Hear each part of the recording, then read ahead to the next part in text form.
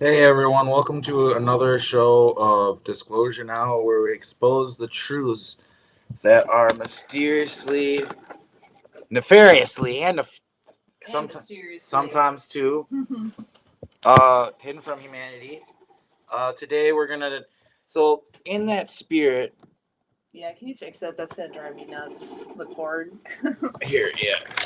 There we go. Perfect. So in this ethos of exposing truths that are nefariously hidden from humanity, we are commending the work of Colin Browen, who has his channel, The Conspiracy Files, which has got over 1 million subscribers.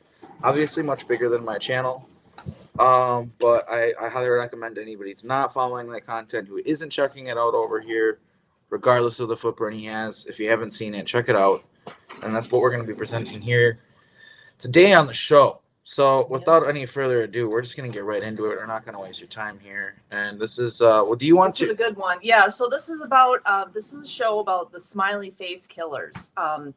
If you've never heard of this theory, it's a theory that's put forth by these two detectives who were on the force for like 20 something years each. So these guys have seen it all, done it all, and they know their stuff. These guys basically have this theory that there is a group of serial killers going around kidnapping young athletic men. And this is unusual because that's like the person who's probably you would think is least likely to get targeted for a crime. But these guys, they're basically, it's the same story almost every time. They're at some sort of bar or drinking establishment. They're seen leaving. A lot of the times, they're seen going into a bar, but they're never seen leaving. And then the next day or during the next week, they'll turn up missing, and then their body will be found, but it'll be in a location that's been searched before, and it will usually have unusual markings on it. So it's sort of like it's a little bit like an urban missing 411 type of scenario. So we're gonna explore this and see what it's all about. Yeah, this guy is really good at breaking down the information. He always has receipts, and honestly, it's like why reinvent the wheel? So that's why we're gonna just here we go. The recording date of this video, the detectives that I'm about to interview who pioneered the Smiley Face Killer theory believe that there are over 700 men across America who possibly could have been murdered by this group of serial killers, whose deaths have been forgotten about, covered up, and whose friends and families have been silenced. In today's episode, we'll be discussing a few of these victims, telling their stories, and then visiting the locations of where their bodies were found in both Minnesota and Wisconsin in order to search for the dark answers. As many of you know, we both come from Wisconsin, and there are actually a lot of these smiley face killer, a lot of these smiley face killer cases that happen in Wisconsin. There's quite a few, as he said. So, just want to point that out. Interesting connection there, and yeah, we can go ahead. On today's episode, we're investigating the Smiley Face murders, a series of up to 700 possible murders that have taken place across the United States that have potentially been carried out by the same dark web murder syndicate. I'm sure you've heard the news stories before. First, it's a headline like, "Local man goes missing after drinking in downtown River District." A few days later, the headline reads, "Family pleads for help in locating missing son." And then, finally, sadly, a last headline a few days later reads, "Local man's body found floating in river." It's a pattern that we've seen occurring in multiple cities across America in the last few decades, in cities like Chicago, Nashville, New York, and Lacrosse, Wisconsin. In fact, I just did a similar documentary last year on a rash of similar drowning murders that have been occurring in Austin, Texas for the last few years that local authorities seem incredibly hesitant to acknowledge. I was with one of the victims of that crime spree on the evening that he went missing, in fact, and I know, deep down in my heart of hearts, that these are murders, not just accidents. And time, after these bodies are found, we hear the same stories, the same details. The victims are typically young, fit, and attractive. They're somewhat popular amongst their peers. They were usually star athletes in their high school and college years, and they seem to be incredibly intelligent. A lot of the victims have similar physical profiles and builds, similar interests. careers, and even similar degrees that they're seeking in college. But there's one ultimate factor that unites them all: death. And an even more disturbing factor that unites them even more distinctively, and that would be murder. According to authorities all across the United States, the men who are dying in America's rivers after nights spent drinking have almost all exclusively died by accident. They were too drunk and they fell into the river, skeptics claim. It's dark out there, and I knew someone one time who wanted to go swimming in the river when they were drunk. It's just young, dumb men being stupid and gambling with their lives. But what if that's not the case? What if these young men are actually all victims of a loosely interconnected national murder syndicate, colloquially known as the Smiley Face Killers? So I've talked about it in the past. I am a huge history nerd and I love learning about history, whether it's the darker sides of history like we cover on this channel, or more Out of respect, we're gonna let him advertise this shit because we're using his video. You know, out of respect to the guy, this is his sponsor. Check it out if you want. personal history like where did my family come from? What country did we originate in? Those are all things that I didn't really know before I signed up for MyHeritage. And even though today's episode was sponsored by MyHeritage, I have to say I do love the company and they've shown me some really cool things about my own family. To build out a family tree on MyHeritage, it's very easy. You just have to input some basic information about yourself. Right here you can see I'm adding my picture, my name, getting that in there. And shortly afterwards, boom, there's your family tree. Now it's really interesting. You can see my mom and dad right there. And you come over here and I'm looking at members from my mother's side of the family that I didn't even know existed. Names I've never heard before. Siri Wold and Eric Haugen. I mean, when were these guys? That's a really good question. I have not watched the Smile movies. Yeah, I haven't either, but yeah, we should probably maybe check those out. Yeah, we're now. Thanks to you, we'll probably watch that and see if there are any connections. So. And sisters. These are things I'm finding out right now live. Something cool about MyHeritage is that they have access to over 20 billion historical documents. So if you find your family members on there, you might find these documents that relate to your own family that you've never seen before. MyHeritage also makes it very easy to add members to your family tree and discover new things about your family through instant discoveries. Like right here, I've got a couple instant discoveries right here. Some family members here that I've never really heard of before. Oh, there's my grandpa. He's actually there. Let's view the discovery. Wow. Yep, that's my grandfather right there, Norman Erickson.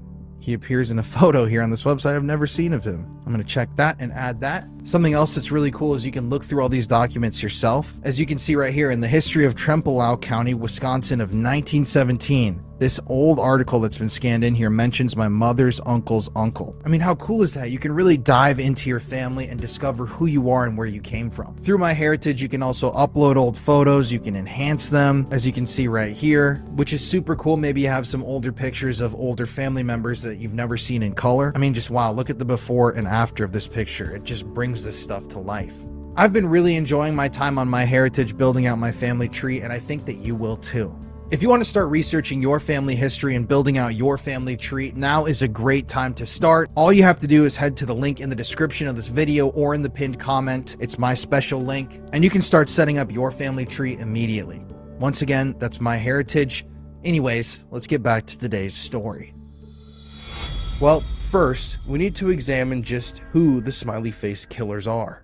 I also want to add in here that there are hundreds, if not thousands, of college party towns spread out across America that are situated on rivers and lakes, where there are bar districts and areas where young men go out to drink all the time near the water.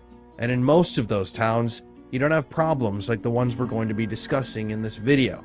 If in every single college town in America that's situated near a body of water, men were dying in these horrific drowning deaths at similar comparable rates, then I may be a bit more skeptical. But they're just not. There are hubs of murder in America, and we're going to be visiting a few of them today. According to retired New York City police detectives Anthony Duarte and Kevin Gannon, and their good friend and investigative partner Dr. Lee Gilbertson, a former criminal justice professor and gang expert at St. Cloud State University in Minnesota, these drowning deaths can actually be attributed to a sinister gang known as, like I mentioned earlier, the Smiley Face Killers. Tony and Kevin gave this group that specific nickname because, at the start of their investigation into these crimes, they noticed that near almost every crime scene that they examined, they found smiley face graffiti. The first time they saw it, they didn't pay attention. The second time, they thought it was strange.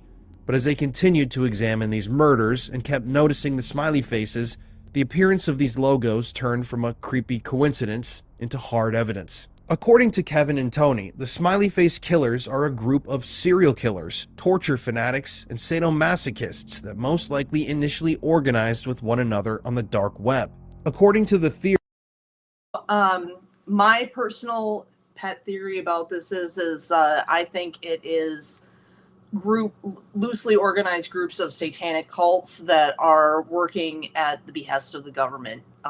We all, sort of like similar to Son of Sam, Chicago Ripper Crew type stuff. That's just my own personal theory, though. This group operates almost like a domestic terror group. They commit these murders with purpose and intent. On one hand, the members of this serial killer syndicate definitely seem to enjoy the act of murder, and they do enjoy torturing their victims. But on the other hand, there's a ritualistic element to these murders that forges a link between them all. According to Tony and Kevin, there seem to be groupings of these serial killers in multiple cities across the United States, and they form their own almost terror cells, if you will. Each of these serial killer groups in each respective city has its own leader, its management members, and its grunts. And every member seems to enjoy the torture and murder of young innocent men with bright futures.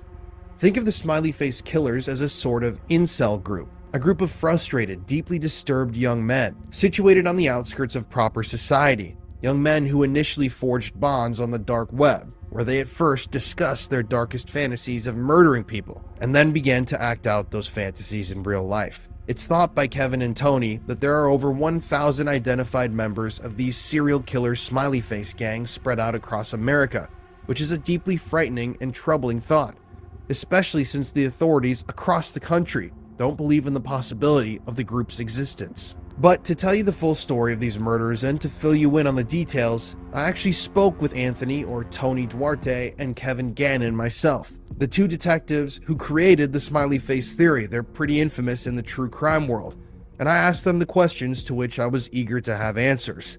And let me tell you, this story and this video gets incredibly dark.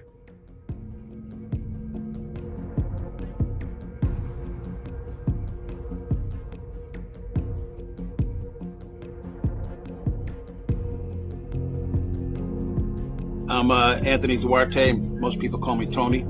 Retired NYPD. I was a detective in South Bronx. Worked on a lot of different cases, to include homicides and some federal cases. And after that, I retired 10 days before September 11th, and I went into the work for the government in the Homeland Security. Primarily during the time after September 11th, up till even this day, we've been working. When I say we, Kevin Gannon and I pretty much have been working on the Smiley Face Killers. So it's been coined. We're here today and trying to keep this moving forward. Speaking to you. All right, man. So how did the whole smiley face theory begin, really? It actually started with Kevin when he was in a missing persons squad. And it was the Patrick McNeil case with him missing. Essentially, he was a Fordham University student who, of course, in college, you go out, he was out partying, and he disappeared from a bar in, I believe it was either Upper or Midtown Manhattan. And Kevin got assigned the case, and there were so many inconsistencies as to how he disappeared and where he was found that, he started telling me about it. And I know he made a promise to the family that when he retired, he was going to look into it and see how that went. So he told me about it. That was in 1997. As the years went on, we ended up retiring. Well, I left 10 days before September 11th by the grace of God. And we started looking into it. And again, there were so many inconsistencies as far as blood content and what was found that there must be more going on. And we just kept going and finding the same consistency over and over. Found in places where the body of water wouldn't take you, blood levels of GHB. I know GHB occurs naturally after death, but the amount that were found in some of these. So that's a common thing in these cases. They all have GHB, or as it's otherwise known, it's a date drug. You all know what I mean. It's a word that starts with R and rhymes with grape. So yeah, again, it's why would you find that in their system if these guys just got drunk and fell into the water? Like, what would be the point of that? Anyway, go ahead. No, that's 100% a very valid point. Like, Blood samples, it didn't fit. So that's pretty much how we started with the Patrick McNeil case. So with Patrick, what were the inconsistencies that were noticed? Do you remember, like, specifically what those were? Apparently, the hierarchy, the bosses in the missing person squad didn't want to do. It's a big thing to make a claim that someone's either kidnapped or, you know, we need more detectives to work on it. So the main focus was, look, the kid went out drinking and he fell in the East River, and that's that. But as it turns out, he had a witness with a vehicle that was supposedly circling the area. I believe they had a plate number even, or he got a plate number afterwards. I'm not sure exactly which. And nowhere in the investigation, I believe, is there a license plate number. It's virtually impossible from where the bar was in Upper Manhattan, fall in the East River there, and end up all the way Brooklyn at Owl's Head Pier, it's called. That's virtually impossible. And I spoke to the NYPD Harbor Unit, and those guys they know every single square inch of water in New York City. You know, so and that was one of the inconsistencies. So I am just going to let you introduce yourself, and then I've got just basic questions about the smiley face theory. I was a ghostwriter for a decade, from when I was like 21 to 31. Accidentally fell into true crime via John McAfee, the software guy. He created McAfee antivirus. Anyway, I was like 25. Again, I had like a weird life, a weird background. Like I was homeless on the streets of LA when I was a kid. I had a brush with who I believe was a serial killer, and that's what kind of like fucked up my life for a while. And I lost my mind and was kind of just traveling the world, this homeless, penniless, crazy in my mind vagabond. And ultimately, along this like 4-month journey to Alaska, I got my mind back and I decided to be a writer. Eventually, when I was 25, I was kind of working in the crypto industry. I was like, you know, I was ghostwriting white papers for companies, and I was fascinated by blockchain technology. I still am. Haphazardly, I guess, stumbled into the whole crypto world where there are a lot of fakes, there's a lot of crime, there's a lot of bullshit, there are a lot of scams. And then there are people like John McAfee. I was always fascinated by John because he's brilliant. I always thought that he was kind of misunderstood, a black sheep like me, like I was as a kid. I wanted to tell his story. Long story short, did the ghostwriting thing, ended up working with John as his biographer and had a lot of crazy experiences with him. Went on the run with him, allegedly from the Sinaloa cartel. I got kidnapped alongside him in Spain by who I believe was an Eastern European mob. I had to talk my way out of that situation and like basically threaten them. I lied and said that my German cousin, was a member of Bundestag, the German parliament, and he was looking for me. And I was like, if he doesn't see my face in the next hour, he's going to send out an APB. Everybody's going to be looking for me. They're going to triangulate my cell phone service and they're going to find me here at this creepy, decrepit place. And all you people with your guns are the bluff worked, man. I walked away and he had people follow me. I think I was on a hit list for like a little bit. People wanted me dead because of what I had learned with John, some of which I talk about in that Netflix documentary, Running with the Devil. Anyway, that threw me into true crime. But all of the signs and all of the outside pressure and environmental aspects of it just kind of like made me walk this path. I started doing that after John, and things just started happening. So I ended up working the Long Island serial killer case for 1.5 years, kept going on to New York, and I discovered that it was a group of men, of blue bloods, of very wealthy, powerful men who had been preying on women for decades, and that the true number of victims was a lot higher than what is currently known. And that these disparate people who were killing women over 25, 30 years, they at some point discovered that their predilections kind of coalesced and that they had the same predilection and they started working together. And luckily for them, they were in such positions of power that they could obfuscate the details and the facts and the evidence to point the blame to other people. And that's exactly what they did. And I believe that's exactly what they're doing with Rex Heuermann. In Lisk, there was a snuff film ring for Lisk, and allegedly one of the Gilgo 4 was seen on a film that my ex-client co-author had seen. He stole it from the back of a chief of police's car and viewed the film, and allegedly on that film was a girl being tortured and murdered by men in masks, one of whom resembled the cop, the chief, and it was snuff film. When you actually talk to the fan, I want to bring up something right now that's maybe related to this. Is just remove this for just a second. There's something that's being helped. So hold on. I'll present this.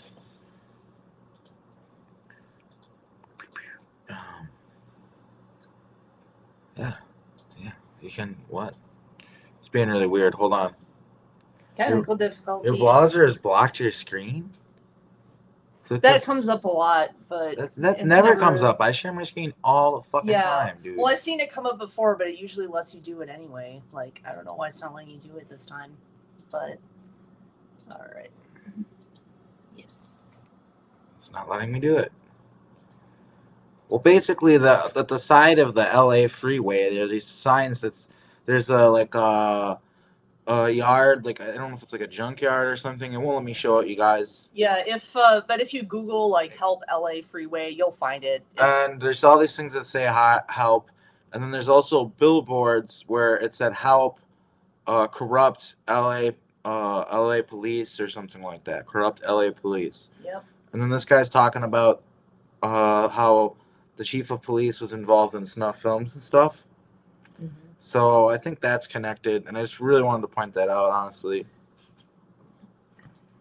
when you talk to the victims' parents and their loved ones, their partners, their friends, and you see those tears in their eyes and you see how real this is. They live through it every day. They have to. They can't just walk away from it. They can't go like Netflix and chill and just forget about it. Their loved one is dead in a horrible way. Usually they are raped and murdered, and they have to think about that. Then the same thing happened with Smiley Face Killers. Fell into it with Kevin Gannon. I guess that brings us to the present day. That's now I'm 32, and I don't ghostwrite books anymore. I just focus on writing true crime stories and writing books about them and telling those stories and elevating those voices to the best of my ability. That's a long answer for an intro. I apologize. So can you just kind of explain what the Smiley Face Killings theory is? The Smiley Face Killer theory, promulgated by Detective Kevin Gannon and his team, like Tony, who you spoke with, alleges that there are young, college-age, predominantly white males all around America who have disappeared or gone missing under very mysterious circumstances, almost always after a night out at bars or parties, and they are found inexplicably in bodies of water, again under mysterious circumstances, oftentimes with no water in their lungs. But these cases are always attributed to drowning, death by misadventure, acute alcohol poisoning. They are not looked at or examined as potential homicides or abductions right from the start. So like 90% of the evidence gets lost in the weeks after these people are found, simply because they're not even examined. They're not even looked for. They're not even known that they exist, these pieces of evidence. And so that's the Smiley Face Killer theory. The smiley face factor comes in because allegedly there's smiley face graffiti found near or at sites of disappearance and body recovery sites. I take issue with that theory. In fact, I just take issue with the graffiti. I don't believe that it should be counted as relevant to all of these cases. I think it's highly circumstantial. But I agree with this guy. Despite what I've found in looking into these cases is that there's actually a good portion of them where the circumstances are similar, but there's no graffiti found in the area that matches the smiley face. And a smiley face is you have to remember, it's a very, very common symbol. So it could just be, I think it's called the Smiley Face Killers, but I actually think that the smiley face link is the weakest piece of evidence connecting all these cases. But I still believe that all of these cases are connected and they are weird and mysterious circumstances. But yeah, I think the actual smiley face graffiti aspect is probably the weakest connection in this story. And I think that it does a disservice to the phenomenon because people poke holes in it. I think we should be more so focusing on facts, evidence, and testimony instead of circumstantial evidence such as smiley face graffiti. I don't buy into that. In fact, I think the Smiley Face Killers is a misnomer. If I had my way, I would call them the Rivermen. That's what I call them, because in every single case, the one identifying factor that links them all together is a river or a body of water. So that's why I call them the Rivermen. I don't call them the Smiley Face Killers. The type of killings that happen are so sophisticated and organized that they have to be by a very intelligent group that knows what they're doing, knows law enforcement practices and methodologies of investigation, and knows how to kill people and cover it up. So I believe that there were these, very similar to the Long Island serial killer case that I was investigating, I believe that there are these disparate killers in the 80s, late 80s and 90s. They were killing people in different parts of the country. And during the advent of the internet age, when all these chat rooms started popping up and the internet became ubiquitous for all of us and we started using it and everybody was online, I think they found a commonality amongst each other. These killers maybe in some chat room or something, you know, before Big Brother was really like, you know, watching everything we say and do. I think that they found camaraderie. There's unfortunately a really trend of like an actual trend of like awful rapey men finding each other online and giving each other tips on like how to abuse women and all these other things. Like with the nth room stuff. And there was just another chat that got exposed that had like 77,000 guys in it. So yeah, that is unfortunate. People, you know, whenever people have a common interest, they're going to find other people who share that common interest. So that's true for anything. And so apparently it's the case for graping people and serial unaliving. In killing. And I think maybe it started as just joking at first, but then someone was like, wait, you know, are you serious? You know, they're like, yeah, you know, that kid in Lacrosse, or the kid in Michigan, the kid in New York, yeah, that was me. You know, it's really easy to kill people. You just have to make it look like it's a drowning. You have to make it look like it's an accident. It's so easy to do. I think these individuals started working together and they probably said, you know, let's have a hunt, you know, like in the Most Dangerous Game, right? Let's have a hunt. Let's choose a location somewhere that's close to us, and that would be very easy, somewhere that's highly populated, somewhere people go missing all the time. And, you know, let's do this. Let's work together and let's do this. And I think they chose New York City and Lacrosse and other places around the country in the late 90s. And I think they started killing together. They knew that if they had the perfect crime targeting the perfect victim profile. The perfect victim is a person who is allegedly drunk and college age. They're just another drunk college kid stumbling home from the bar, and they end up dead. They die of hypothermia, they fall in the river, and they just end up in the river and float somehow against the laws of physics 12 miles upstream. Makes total sense. But these guys, they realized if they chose the perfect victim and they elicited the perfect circumstances, that they could get away with murder. Because right from the start, these drownings and disappearances are looked at as just that, just drownings or drunk people falling into the river or dying of alcohol poisoning or something. That's what they're looked at. So right from the start, they are not examined as possible homicides and abductions. When they are examined as such, when some evidence comes out and some private investigators hired by the actual families of the deceased start looking into it and finding discrepancies and finding facts, evidence, pointing to a homicide, the investigative agencies that were initially involved get scared. And this is why a lot of people are like, oh, they're cops, they're law enforcement, you know, doing the killings. That's the only way. No, that's not true. But what is true is that when these are discovered, the discrepancies and the fact that these agencies aren't doing their jobs from the get-go, when this is discovered and shared to the public, these investigative bodies are like, oh, the kid was probably murdered. We wrote this off as a drowning. We're fucked. Our pensions are on the line. Our jobs, our careers, our families, it's all on the line now. We gotta go back and like cover this shit up so that nobody knows. And that's what happens. And the killers know this. The killers are banking on this. It's quite brilliant actually that they know investigative practices and law enforcement methodology like so acutely that they're banking for them to fuck fuck up and then cover up their fuck ups. And that only further obfuscates the truth of their crimes. A lot of the times when these conspiracies happen, it's because the investigators tasked with investigating, they fuck it up and they're just covering their tracks. That's not even necessarily because they're involved in the killings or the disappearances. What do you think of that, Kat? Do you think that the police are just fucking up, or do you think they're involved? No, definitely. Based on what I know about these cases, I think that there is a good probability that, I'm almost certain, obviously. We all know how corrupt the cops can get, right? So Yeah, I think they're involved yeah, too. me too.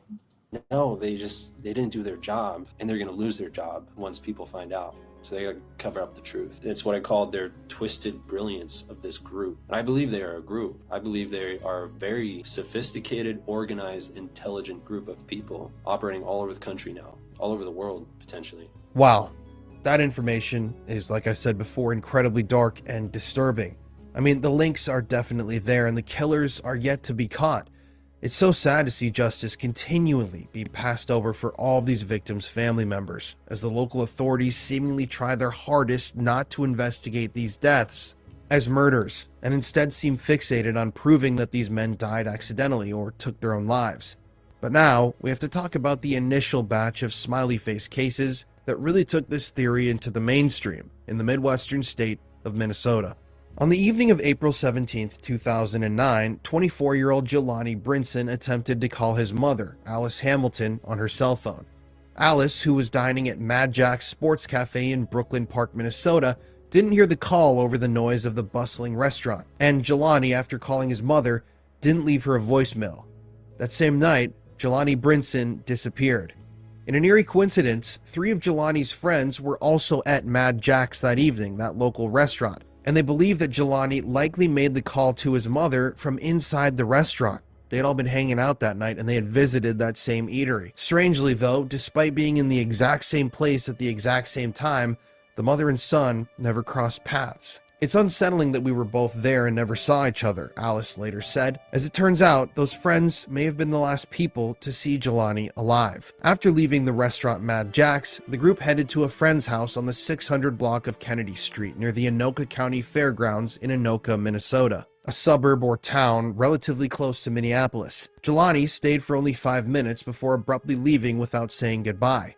According to his friends, there was no argument or incident that prompted Jelani's sudden departure. Alice, an emergency room nurse, contacted the police late Saturday afternoon when Jelani failed to show up for work, missed visiting his young daughter, and left his car untouched. "I've been calling his cell phone repeatedly, hoping someone might answer," Alice told reporters, "but it just goes straight to voicemail. I don't know what to think, but I have a bad feeling," she was quoted as saying. And while we were in Anoka, we actually visited this very street that Jelani disappeared from. Let's take a look. It was here on the 600 block of Kennedy Drive here in Anoka, Minnesota, where Jelani Brinson was last seen. Now, Jelani was last seen leaving his friend's house in this area, and at that point, nobody knows exactly what happened to him. His scent was followed by dogs all the way along some railroad tracks to an area behind a local bar. It seemed like he had traveled kind of around this area, but his body was eventually discovered in a pond on a golf course, just right over there, actually, maybe a few hundred, 1,000 feet away from where he disappeared. But it's strange, articles of his clothing were discovered in this area behind a neighbor's house by a wooden fence, and still, nobody knows exactly what happened to Jelani. And when you're here, this looks like your average everyday neighborhood. I mean, that's because that's what this is. This is a house that almost anybody could live in. I'm sure people at home who are watching this video live in neighborhoods that look strikingly similar to this one. But tragedy, violence, and darkness can strike anywhere. And we're gonna follow Jelani's trail, or not really his trail, but the route that the killer had to have taken to where his body was discovered just a short while later. It's weird. It's very strange. It seems very normal.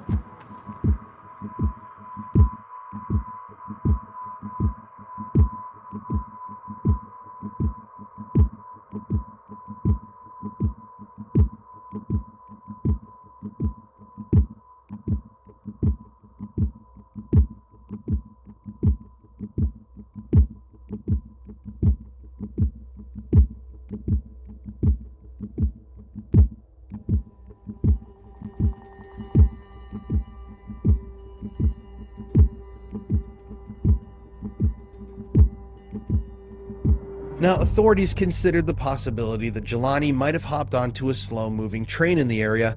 That's because they tracked some of his clothing and his scent onto some train tracks that were nearby, but Alice dismissed this idea as being completely out of character. She insisted that Jelani never would have left without informing someone or failing to return her calls. "If I call, he always calls back," she said. "Even if I don't leave a message, he'll see my number and return the call." Dina Anderson, Jelani's girlfriend and the mother of his 9-month-old daughter Zion, echoed Alice's concerns. She emphasized at the time of his disappearance that Jelani had never failed to care for their daughter and always kept her informed if plans changed. Both women agreed that his behavior on the night that he disappeared was highly unusual. Law enforcement officials noted that Jelani had no criminal record and found no initial evidence suggesting drugs or alcohol played a role in his disappearance. "We're trying to untangle the relationships between him and the people he interacted with, as well as their possible motives," Police Chief Phil Johansson stated. On Sunday, April 19th, Alice and dozens of volunteers joined police and search dogs to look for Jelani. His winter hat and one of his new Adidas sneakers were discovered beyond a neighbor's wooden fence near the railroad tracks, like I said before, just across the street from where he was last seen. The second shoe was later located in an industrial area south of the tracks near Highway 10 and St. Francis Boulevard. Search dogs tracked Jelani's scent from the friend's house on Kennedy Street to a location approximately 1.5 miles west. The trail ended approximately 100 yards behind a local place named the Outpost Bar. The family reviewed security footage from the bar, but found no sign of Jelani. According to the police chief, the following afternoon, rescue crews began searching the Rum River and surrounding areas in Anoka. And on Saturday, April 25, 2009, at approximately 1 p.m., an employee at Greenhaven Golf Course in Anoka discovered Jelani's body floating in a shallow pond. There were no visible injuries or signs of trauma. The pond was located about 1,500 feet from the house on Kennedy Street, across the road and beyond the railroad tracks.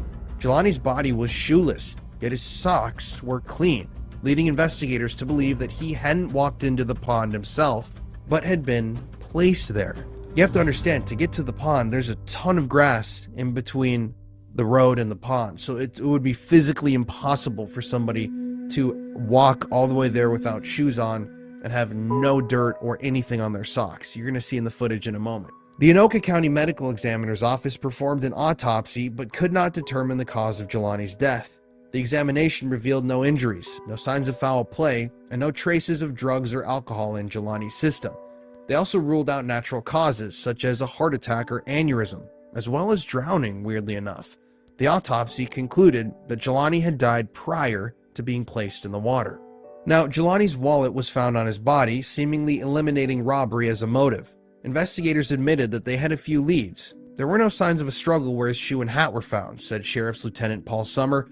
His friends had been fully cooperative, but the coroner couldn't establish a cause of death. That makes this case incredibly challenging. Normally, in cases like this, you expect some answers. If he's in a pond, you'd assume he drowned, but he didn't. If he was placed there, you'd expect to find evidence of an injury or overdose. None of that is present here. We're left with very little to go on. Still, to this day, there are no answers in Jelani Brinson's death. We're going to talk about Jelani and his relationship with the Smiley Face Killers, but first, let's take a trip to that pond where Jelani's body was recovered ourselves.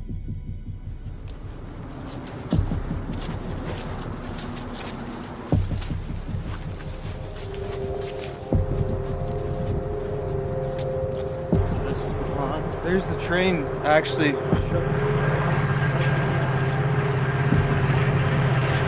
So it was right here on those train tracks where the dogs were picking up a scent and where an article of his clothing was found. But right over here, now we drove, what, 2 minutes from that last spot? Mm-hmm. Right behind us is probably the most infamous place in the tale of Jelani, right over here.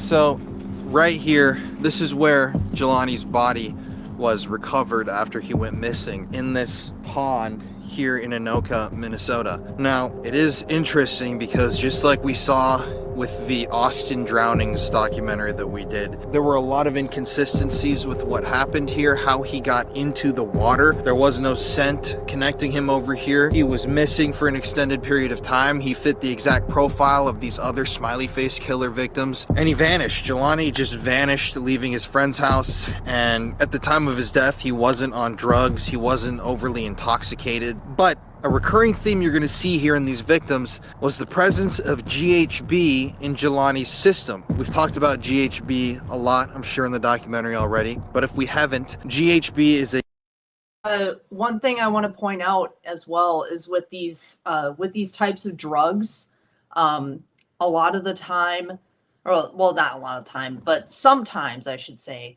the bartenders at these bars will be in on it. They will be the ones who will be actually drugging their customers.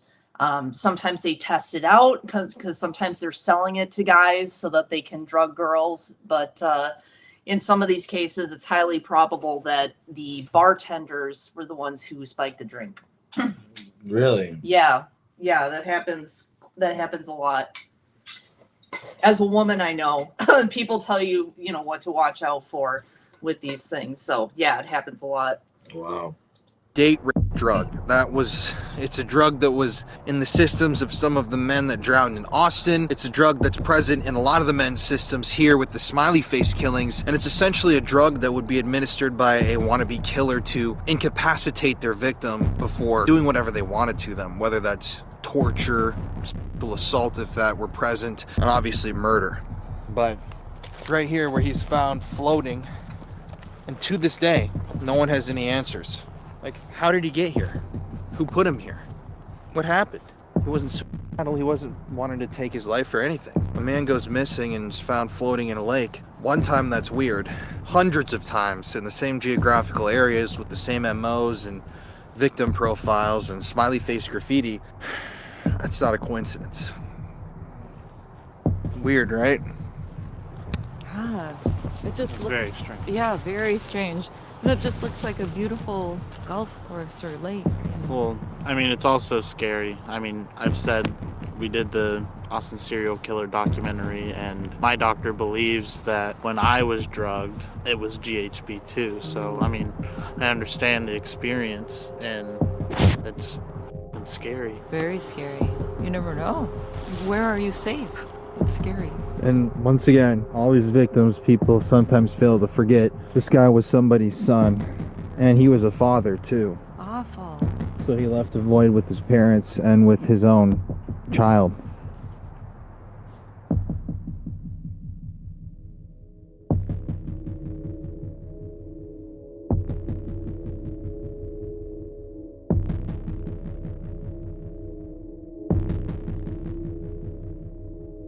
I miss him. Don't you miss him? Elise Hamilton visits the cemetery every week to talk to her son. Hello, Jelani. Zion and I are here to spend some time with you. And 10 years later, she's still making him the same promise. I tell him we're going to find out what happened to you, and even if we don't, we love you. You're always with us. That's what I tell him every time. Jelani Brinson died in 2009, but the exact date and many other details of his death remain elusive. That April, detectives pulled his body from this pond on Greenhaven Golf Course. It was a tragic ending of an 8-day search and the painful beginning of a 10-year mystery. There's got to be someone out there that knows what happened. Detective Maggie Titus recently took over the investigation. This bigger pile is actually statements and reports that I still am going through. What happened in this 1,516-foot area, what happened to Jelani. Photos shared publicly with Care 11 for the first time show Jelani's shoes, which were found strewn along a bizarre path that had cut across railroad tracks and a construction site. Was he being chased? Was he scared of something? His death to me is very suspicious. The autopsy only deepened the mystery. Coroner ruled out drugs and alcohol as factors, and though they found him in the water, even the cause of death remains undetermined. As far as I know, he did not drown. We don't even really know what happened, but we know he didn't end up in the pond by himself. I'm investigating it as a homicide until I find out differently. I'm just hoping that our family can get peace and justice. Justice for his daughter Zion. We love you and we hope you have a great time in heaven. She just turned 11 and has a 9-year-old brother her dad never got to meet. I miss you a lot, and so does my little brother Jelani and my mom. So they'll continue to pray I feel like he's here right now. and keep their promise. And I always say, Jelani, I'll see you next Sunday. That'd be great. Okay. Chris Jenkins, a 21-year-old University of Minnesota business student, was admired for his wit and charisma. A dedicated athlete, he captained the school's lacrosse team and grew up in Eden Prairie, Minnesota, with his parents Steve and Jan and his sister Sarah. Jan recalls that Chris's humor was what people cherished the most about him. Chris, like many future victims of the Smiley Face Killers, was a popular athletic young man, right on the verge of becoming something great. Growing into adulthood can be a challenging time in your life, but Chris's future seemed to be lining up in the stars. That is, until Halloween night in the year 2002. On October 31st, 2002, Chris dressed up as a Native American and attended a Halloween party at the Lone Tree Bar and Grill in Minneapolis. That night was to be his first night spent celebrating Halloween. I just want to add a quick comment here. This case is the one I was thinking of. This one, I think that the bartender or the staff of this place might have had something to do with it. Allegedly, just for legal reasons, but yeah, it's very suspicious. As a legal adult. He was 21 years old and he was ready to drink. That evening, Chris attended the party with his girlfriend at the time, a girl named Ashley Rice, and a small group of friends. Before the group had gone out to the Lone Tree Bar and Grill that evening, they had spent some time drinking beer out of a keg at Chris's home, and shortly afterwards, the group had headed out for the Lone Tree Bar and Grill. After arriving at the nightclub, the group continued to drink and enjoy the night, and for a while, everything seemed to be going well. There was dancing, there was drinking, and everyone seemed to be reveling in the spooky vibes of Halloween night. However, at around midnight, a dark sequence of events were put into motion.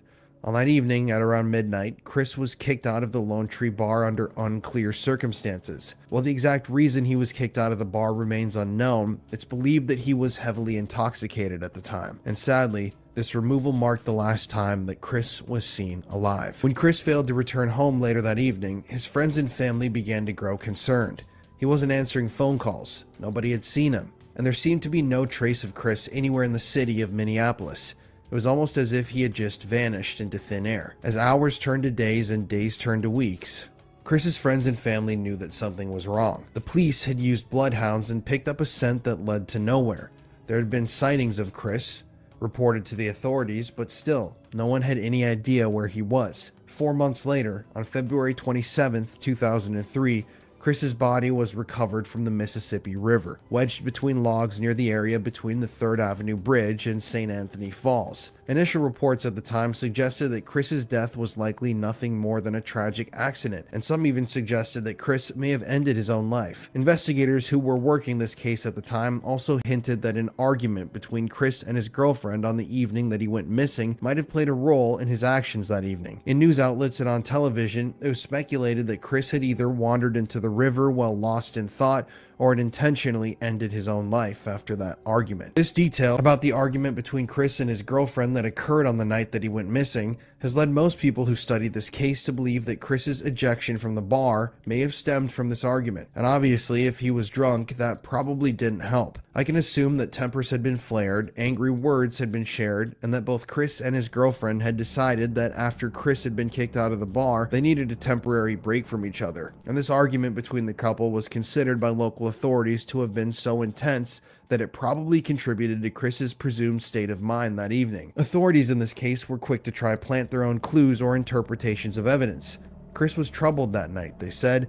Chris was sad and angry, drunk and alone, in a not-so-good situation, they also said. But at the time, these details were possibly withheld to protect the reputations of those involved, mainly Chris's girlfriend and her family, and to avoid implicating Chris's girlfriend or any of his friends in a crime that they weren't suspected of committing. Witnesses that were there at the Lone Tree Bar that evening also later stated that they heard the staff of the bar talking amongst themselves after they were informed by management not to let Chris back in, even though the weather outside was a chilly 20 degrees and continuing to drop rapidly. On that night, Chris walked out of the bar and into the darkness. Inside of the bar, he left his coat, wallet, cell phone, and keys with his friends.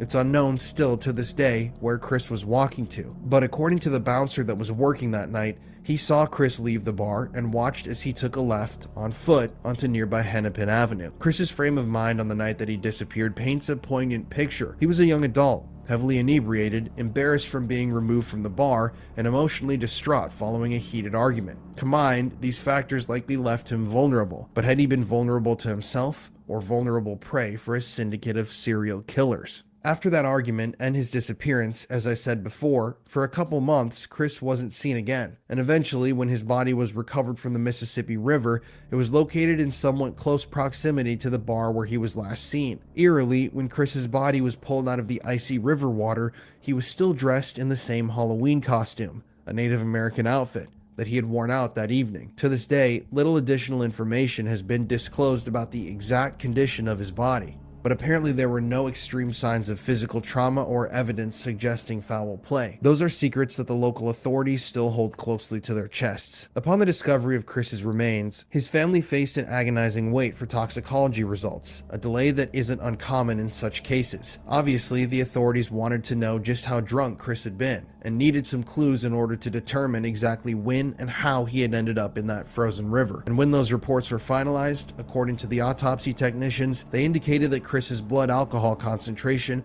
was significantly above the legal threshold. According to authorities, Chris had been drunk on the night that he died. And so, based on this finding, authorities concluded that Chris's death resulted from drowning, likely due to either an accidental fall or a suicide.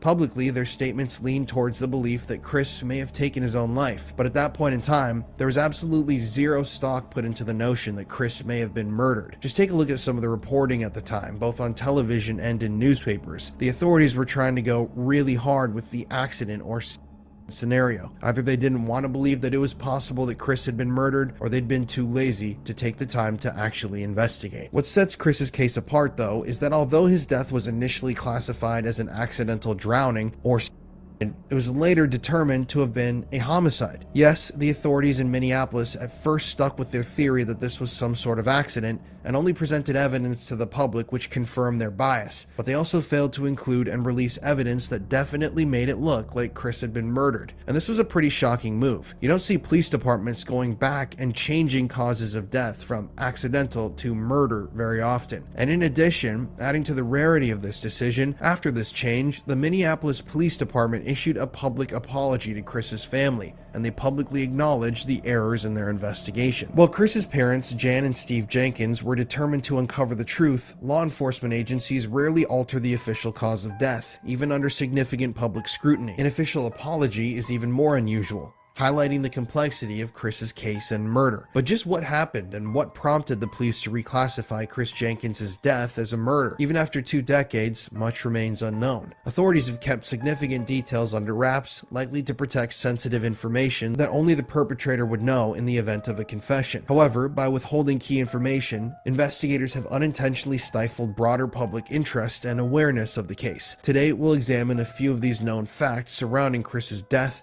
and the discovery of his body to better understand what might have happened that night. Chris's parents, Jan and Steve Jenkins, had known from the very beginning that their son hadn't died in a tragic accident, and they also knew that he hadn't taken his own life. And so, unwilling to accept the police's conclusions, they embarked on their own investigation. They sought answers through various means, by hiring private detectives and consulting experts in hydrology. And their pursuit to uncover the truth also ventured into unconventional territory, including consultations with psychics who revealed to the family some pretty insane evidence and embracing some conspiracy theories, such as claims of a satanic cult's involvement in Chris's death. Through their investigation, they discovered that the condition of Chris's body was inconsistent with the police's assertions of an accident or suicide. Typically, drowning victims are recovered lying face down, with their arms extended outward, their clothing in disarray, often missing one or both shoes. This is because the natural instinct during a drowning involves frantic movements of the arms and legs in an effort to stay afloat. In contrast, Chris's body was recovered lying on his back, with his arms perfectly crossed like this over his chest. His shirt remained neatly tucked into his drawstring pants, and he was still wearing both oversized slip-on shoes.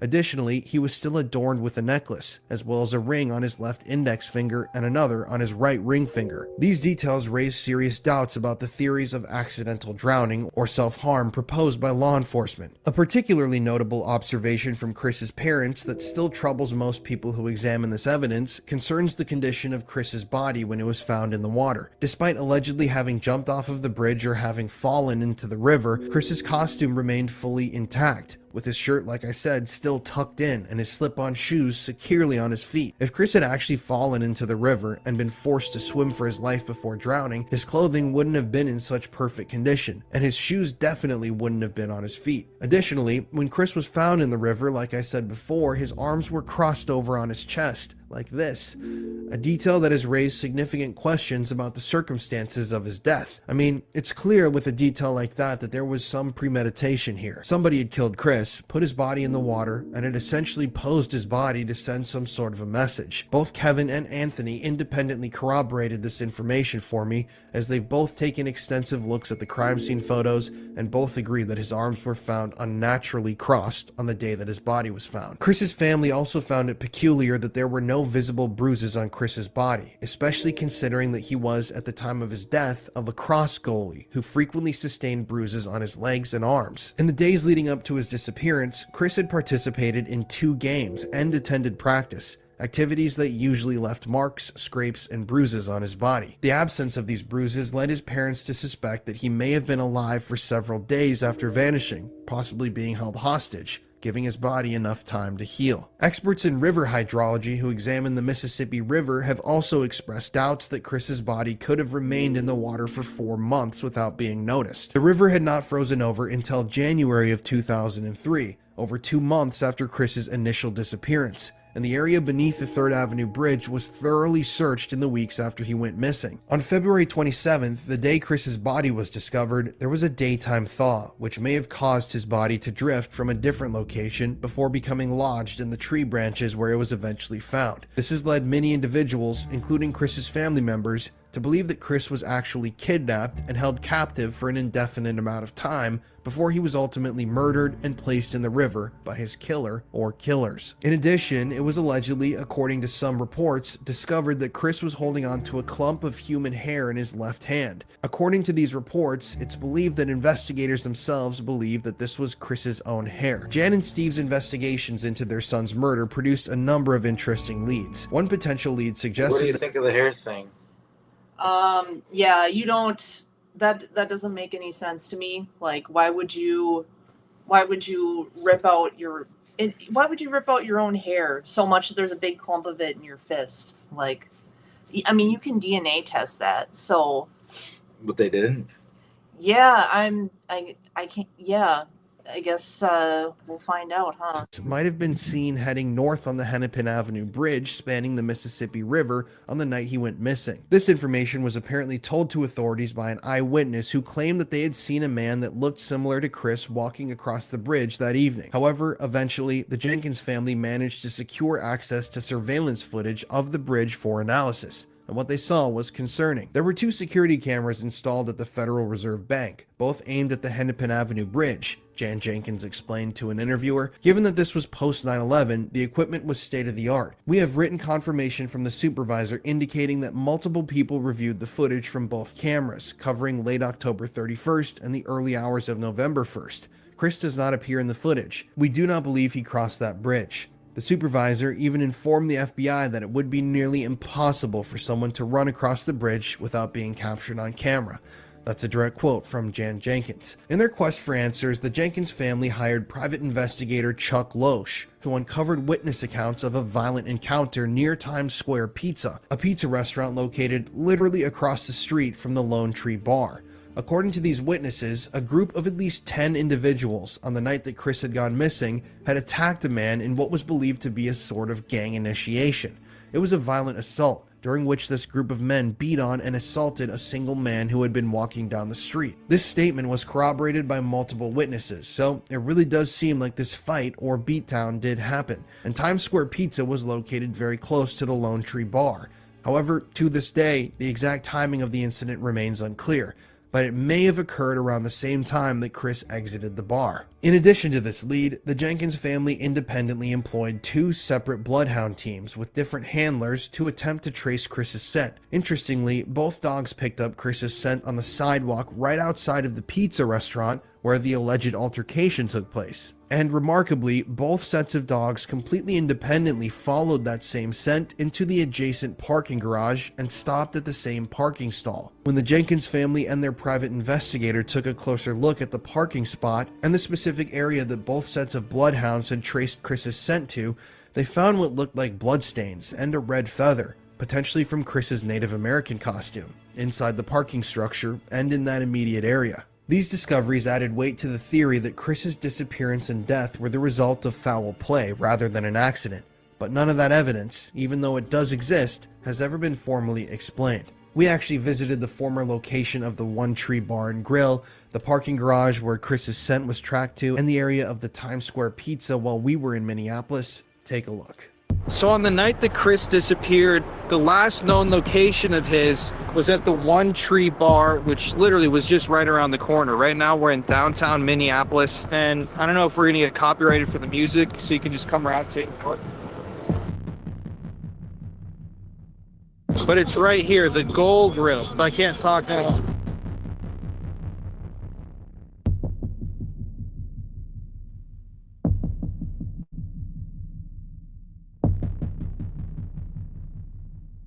So Chris was seen right there at that Lone Tree Bar, and what ended up happening is obviously he disappeared and he was never heard from or seen again until his body was recovered from the river nearby. But what's interesting is that Chris's family members actually hassled the police and local authorities and eventually were able to hire a team that came out with scent sniffing dogs. They tracked Chris's scent right at the Lone Tree Bar, and if you come down here, you gotta imagine this was back in 2002, so that was over 20 years ago. This area looked a lot different, but these scent dogs followed Chris's scent all the way down the street here to 521 Hennepin Avenue, which we're right here right now. There used to be a pizza shop in this area called Times Square Pizza and Pub, and that's where the dogs identified that Chris had walked from the bar to this area. Now, a different witness that evening actually reported seeing a group of 5 to 10 men assaulting a man outside of that same pizza shop. It was never identified who those people were, who that man was that they were assaulting, but someone did call in and report that on Halloween night they did witness that stuff. But the most intriguing part of all is that this area, I don't know what this looks like, but this is a parking garage, an area. But the scent dogs actually followed Chris's scent underground to an underground parking structure to the parking spot of an actual employee of the One Tree Bar.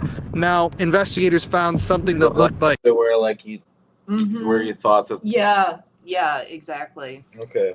So I again, everything is alleged. You know, we're not accusing anyone of anything, but yeah. That's very suspicious. And I also want to say, since we're talking about real people here, we're very sorry to all the victims, the families of the victims here in these cases, and we hope that you get justice, and we want that for you. So just put that out there. fabric samples, blood drippings, blood drops. There was some evidence in that area. I don't know if it was ever properly investigated or analyzed. I don't believe that it was. But how weird is that? The river's that way. Chris's scent comes over here outside of the pizza shop where a group of men are seen beating a man, and then down into a parking lot to the exact stall that an employee of the bar that he was kicked out of parked at every day. It was his reserved spot. I mean, it's really fucking weird, man. And that's just another strange red herring in all of these stories. Where does that go? Where does this lead? What does that point to? I don't know. Just so you know, the comment at Halloween, that looks like a satanic ritual initiation to me. Yes, we're big fans of Halloween here. I love Halloween. It's my favorite holiday. I will never stop celebrating it, but everyone needs to realize that there are groups, you know, that's a very powerful holiday, both in paganism and in Satanism, and they are not the same things. They are different. But it is a very powerful holiday, and there are groups and people out there that do rituals on that day. So just keep that in mind. Keep yourself safe on Halloween. It is weird though, right? It's right here. The f happened to Chris? All right. Now, there were also a few interesting leads that private investigator Chuck Loesch dug up when concerning the Lone Tree Bar and Grill itself. For example, when Chuck interviewed employees at the Lone Tree Bar and Grill, they consistently explained that Chris exited the establishment on his own and refuted the testimony of others who claimed they had witnessed Chris get kicked out. However, after more questions from Chuck, the investigator, the bar's owner eventually imposed a strict gag order, instructing staff not to speak with anyone about the incident unless accompanied by legal representation. Chuck also discovered that a man named Mike Casey, an off-duty law enforcement officer, was reportedly at the bar on Halloween night. He had been working security for the neighboring Hennepin Center for the Arts and was introduced to Chris by Ashley, Chris's girlfriend, who was at the time a bar employee. Ashley was allegedly familiar with Mike Casey, having borrowed his own uniform shirt to complete her sexy police officer costume. Allegedly, Casey requested that the security supervisor escort Chris out of the bar, openly flirted with Ashley throughout the evening, and even drove her home after the bar had closed. Despite these claims, the Minneapolis Police Department never officially interrogated Casey or even questioned him, and when asked about their decision not to investigate this lead, they stated, quote, "He's a married man with children. We don't want to disrupt a family," end quote. It was also discovered, according to some reports, that GHB, a sedative often associated with drug-facilitated crimes, was found in Chris's system after his body was recovered. And this is going to be a big recurring theme throughout these crimes. Why GHB though? Well, GHB is a party drug of sorts, and it's also known as the date drug. It comes in many forms, but it most commonly comes as a sort of clear liquid. GHB is a popular drug amongst criminals because with just a small amount of it, they can render a person almost unconscious. For years, predators have been drugging their victims with GHB in order to knock them out so that they could assault them, hence its nickname, the date drug. It's commonly known that GHB is an incredibly potent. Yeah, so I've just as like a side comment, a little sidebar here, like I've known like I've been on nights out on 3 different occasions with women who were drugged that way. So again, stay safe, ladies and gentlemen, as we're seeing here when you go out. That can put the person who takes it into an almost comatose state, where they have no control over their bodily functions and no memory afterwards.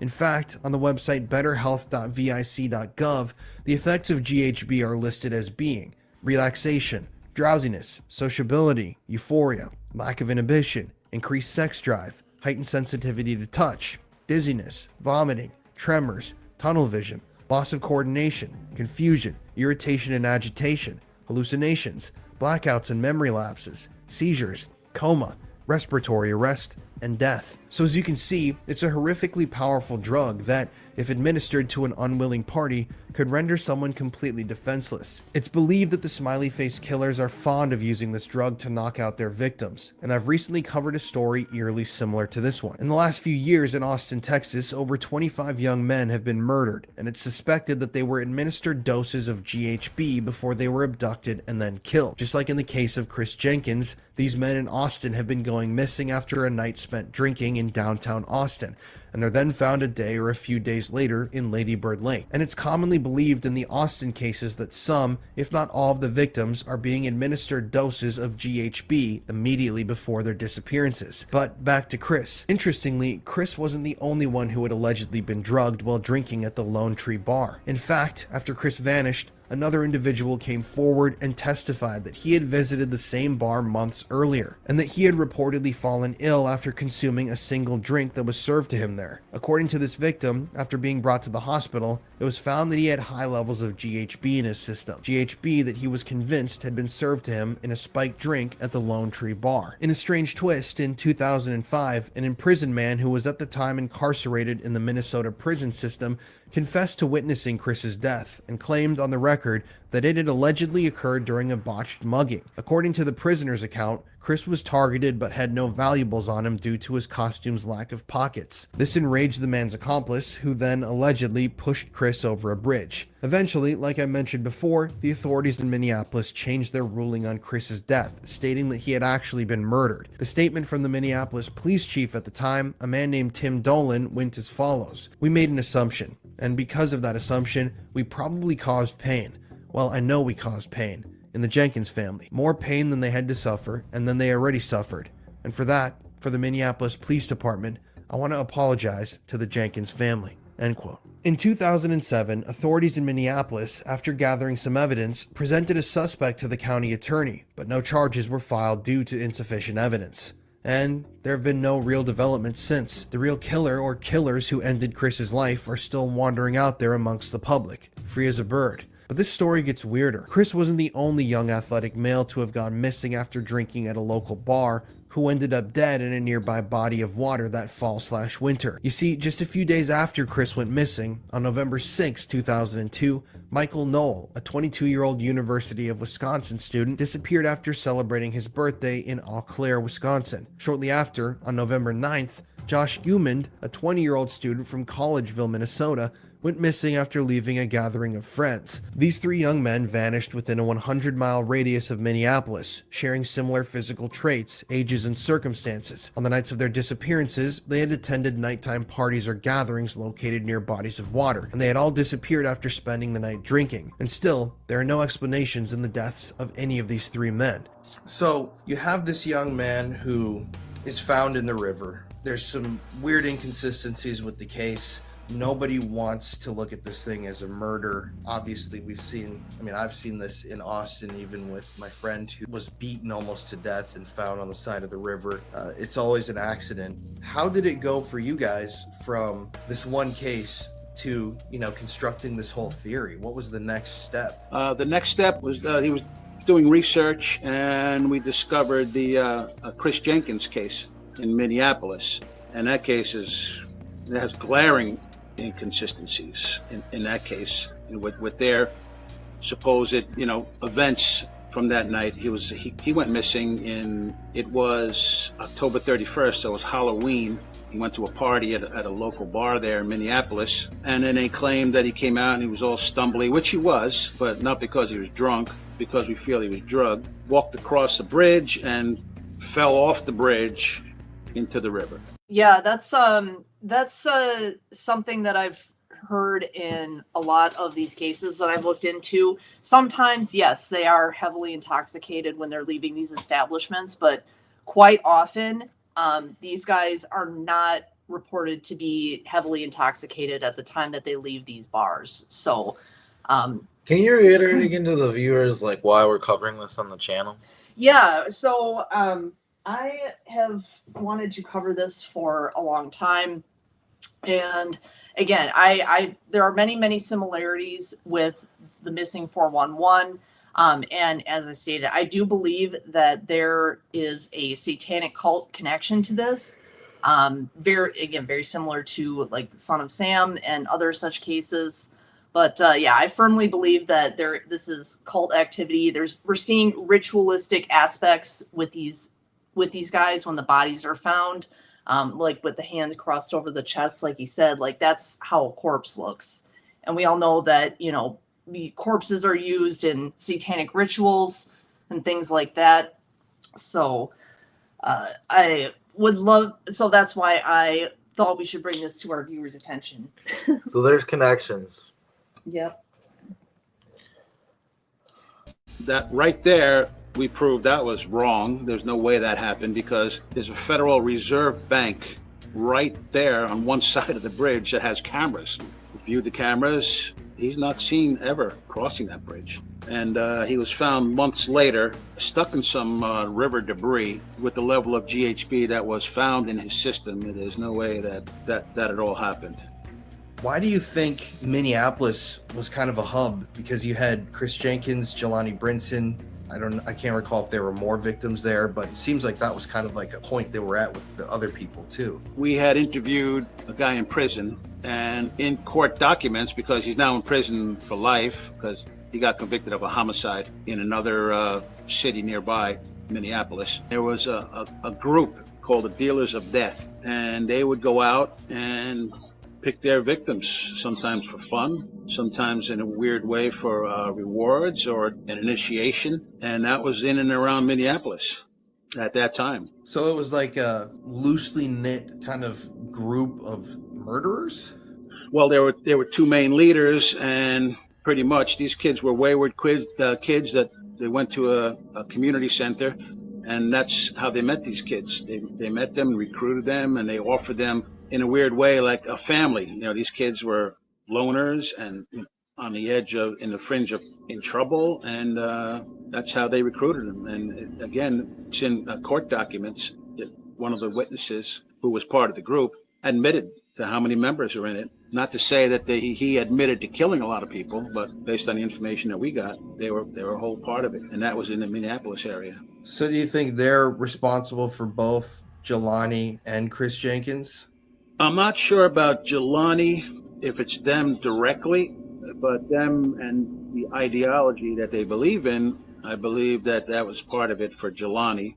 And they were two different guys that helped run the group, and the two different leaders had two separate ideologies with the same main goal of getting a victim. And it has to do with particular dates and signs. And one of the recurring signs we found was a smiley face. And that's not the most prominent one, but however, when we first brought it forward, the press got a hold of it, and they blew it up, the Smiley Face Killers.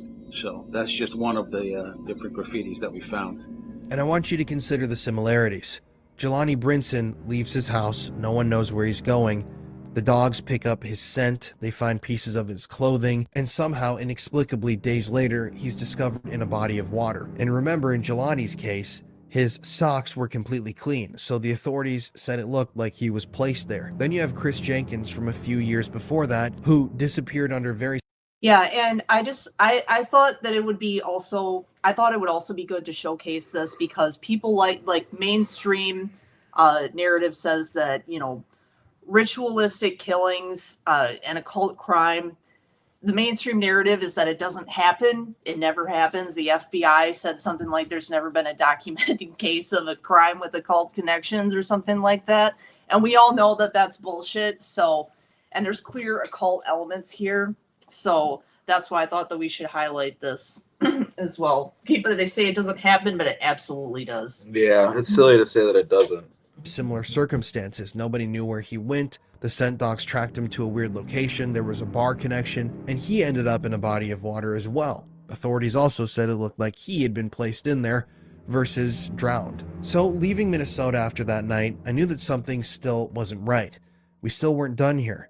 There's still so much left unsaid, so many leads still left uninvestigated, so many pieces of evidence in these drowning deaths with no good practical explanation. And so we decided to wait another month, then pick it up and head to Lacrosse, Wisconsin, where Kevin and Tony have gathered some of the clearest evidence of the existence of the Smiley Face Killer cult to date. In Lacrosse, Wisconsin, over the past almost 30 years since 1997, there have been 11 young men who have drowned or died under suspicious circumstances, whose bodies have been discovered in the nearby Mississippi and Black Rivers. The first drowning was that of 19-year-old Richard Hlavity, who, when visiting his brother James in Lacrosse, was chased with his brother to the river from the corner of 3rd and Pearl Street in town by a group of attackers.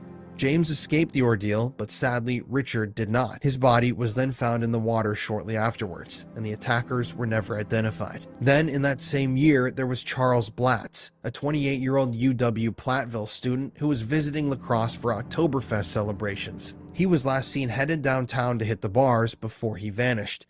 5 days later, he was found floating in the river with a BAC of 0.31%. Next, during that same year of 1997, it was 19-year-old Tony Skifton who died. Tony disappeared after leaving a party at 525th Avenue on October 5th, 1997, and was last seen walking near a footbridge at a local park. His body was found 5 days later in the river with a BAC of 0.23%. We actually visited the location where Tony's body was found. Take a look. You see that person that was over there right when we pulled up? There's a car parked right there, right when we pulled up. You can see their lights over there if you film it.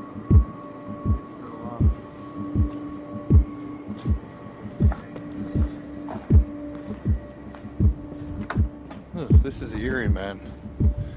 It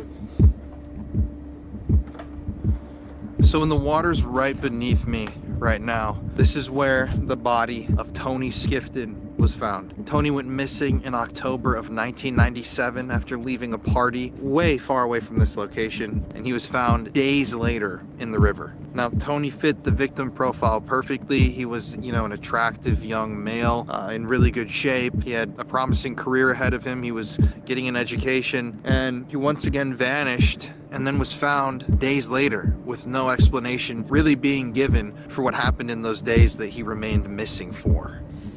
But this is just another area here in Lacrosse. The whole city is painted with these sorts of locations where bodies have been found, where men have gone missing from. And there is an eeriness definitely to this area.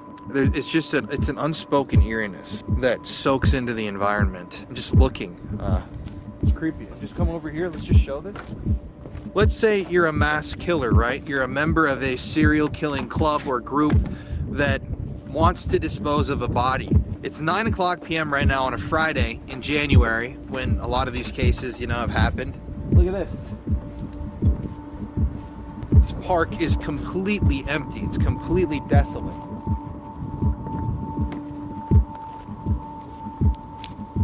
I mean, it really is the perfect place for a crime. Imagine going over there, parking down there, even parking right here and coming and just dumping the body in. Or right here, throw him in, he washes over here. It'd be pretty easy. I don't know, man. It's just weird, right? I even think about, you come out here when, the lake and the river is, a little bit more frozen. You can walk out even further. Yeah. I wonder how many... It's also crazy to think, because in Minneapolis, the ones are right next to a big bridge like this, too. Yeah. They want people to think they jumped or were pushed over. But I'm like, who's jumping off a bridge? All these young men. Yeah, coincidence. Oh, we got one more place to go. I think his body was found right down there. Yeah. Yeah.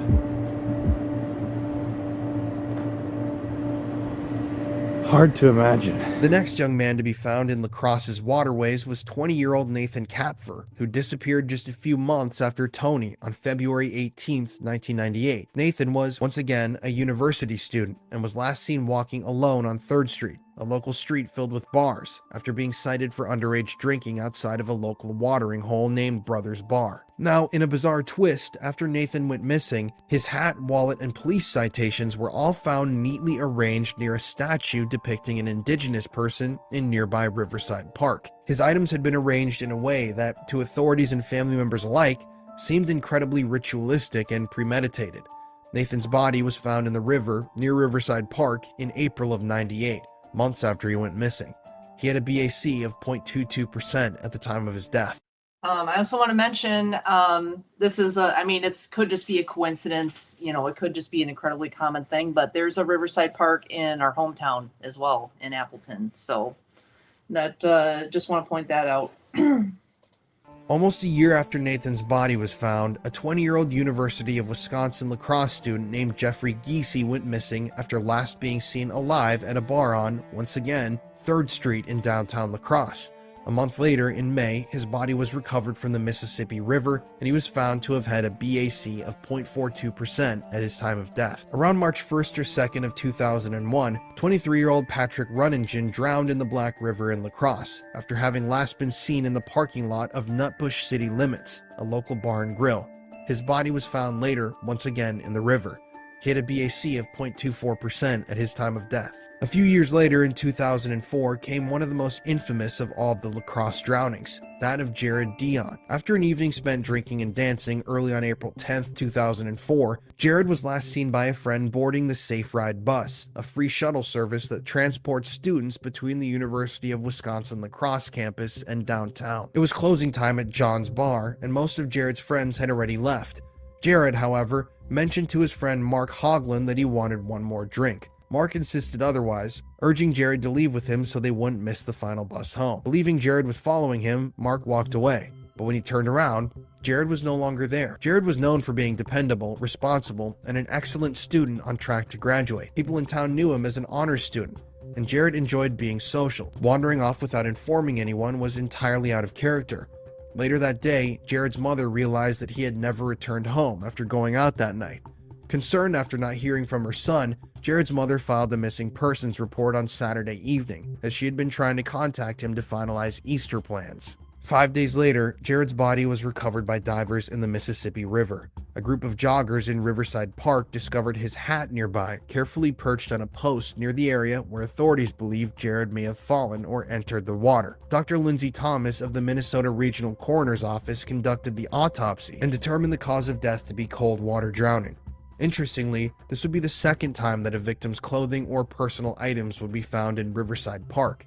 This had happened in the past with Nathan Kapfer, whose wallet, hat, and police citations were found in Riverside Park, near the indigenous person statue we discussed before his body was found.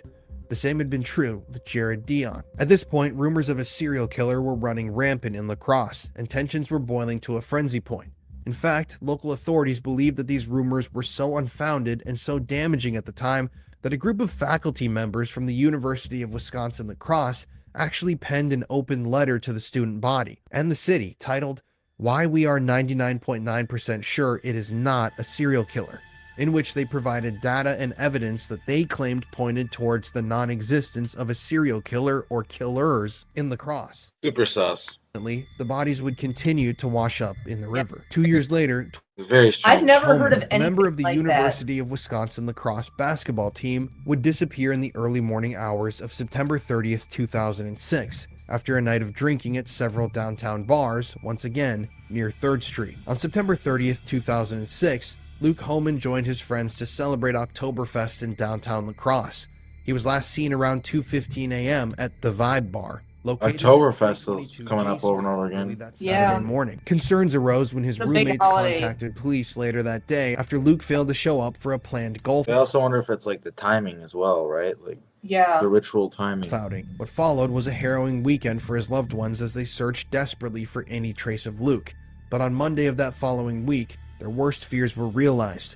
Luke had drowned. On October 2nd, Luke's body was discovered submerged in 10 feet of water near a levee along the Mississippi River, close to the southern end of Riverside Park. Dr. Lindsay Thomas, who conducted the autopsy, reportedly found no evidence of trauma, struggle, or foul play. The report confirmed that Luke's blood alcohol concentration was 0.32, leading authorities to conclude that his death was an accidental drowning. Luke was a talented athlete with an impressive high school basketball record at Brookfield Central, where he helped his team reach the state tournament twice during his 3 varsity years. He even set a school record with 165 three-point shots and made 16 free throws in a single game. In college, Luke had joined the UW Milwaukee basketball team as a walk-on and played 9 games during the 2004-05 season, contributing to the Panthers' Sweet 16 NCAA tournament appearance. So Luke was an incredibly talented athlete. He was in peak physical condition. He didn't have an incredibly high BAC level. And so how does a guy like that end up in the water? Any of these guys drowning when they're obviously physically capable of swimming. That's just one of the things that really sticks out and doesn't make sense. On September 22nd, 2007, the Lacrosse Tribune reported new developments involving Austin Scott, a 19-year-old UW Lacrosse sophomore who had been accused of misleading investigators about the circumstances surrounding Luke's disappearance and drowning. Scott, who was also a member of the basketball team and a friend of Luke's, eventually pleaded no contest to 2 misdemeanor charges of obstructing officers.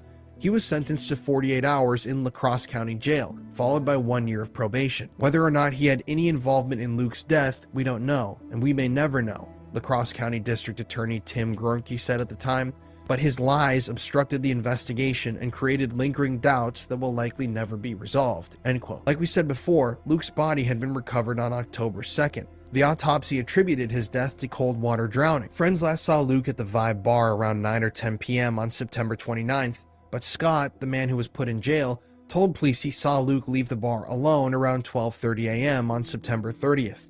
However, according to the criminal complaint, Scott had been cited for underage drinking near the Radisson Hotel around 10 p.m. that evening, and he had been found to have a BAC of 0.33%. Grunke noted a troubling pattern in Scott's statements. The number of falsehoods he told all seemed to point in the same direction, keeping investigators from knowing he was in Riverside Park that night. We don't know why he lied, and that remains a mystery, end quote. Scott claimed to have no memory of much of the night, admitting to only remembering fragments of events. He initially told authorities that he recalled sitting at the Vibe Bar and insisted, I would never leave him in the water. However, he later admitted it was possible he and Luke were in Riverside Park together when Luke fell into the river, theorizing that Luke might have tripped. Scott also confessed to fabricating a story about 3 men arguing with Luke at the Vibe, which sent police on a futile search for non-existent suspects. Defense attorney Mark McCabe argued that Scott's memory gaps stem from his intoxication, and emphasized that his client admitted to lying about his address, birth date, and journey home that night. However, McCabe maintained that Scott bore no responsibility for Luke's death. This community is understandably frustrated by the 8 separate river deaths that have occurred here, McCabe said, but my client cannot be blamed for those prior tragedies, or for Luke's passing, end quote. Luke's mother, Patty Hellman, addressed the court with both heartbreak and compassion. I truly believe Austin knows more about what happened that night, she said, but I want him to have a happy, productive life. The only way he'll get there is by telling the truth, even if it's the worst truth, even if he pushed Luke into the water. I'd embrace him and tell him we'd get through it together, end quote. At this point, 8 different young athletic men had drowned in bodies of water in Lacrosse after nights spent out on the town drinking, and it still wouldn't stop anytime soon. The next man found in the water was 24-year-old Christopher B. Melancon, a Milwaukee native who fell from the Cass Street Bridge into the Mississippi River at around 1:30 a.m. on September 30th, 2007. His BAC at the time of death was 0.24%, and police to this day have failed to determine whether his death was accidental or Then in 2010, it was 21-year-old Craig Myers, who was found in the icy waters. On Valentine's Day 2010, Craig had been dropped off in the 700 block of Market Street, and video evidence later uncovered showed him walking west on Cass Street in Lacrosse at approximately 2 a.m. Divers later recovered Craig's body from the water and also discovered a series of footprints leading onto the ice, footprints that we're going to talk about in more depth in a moment.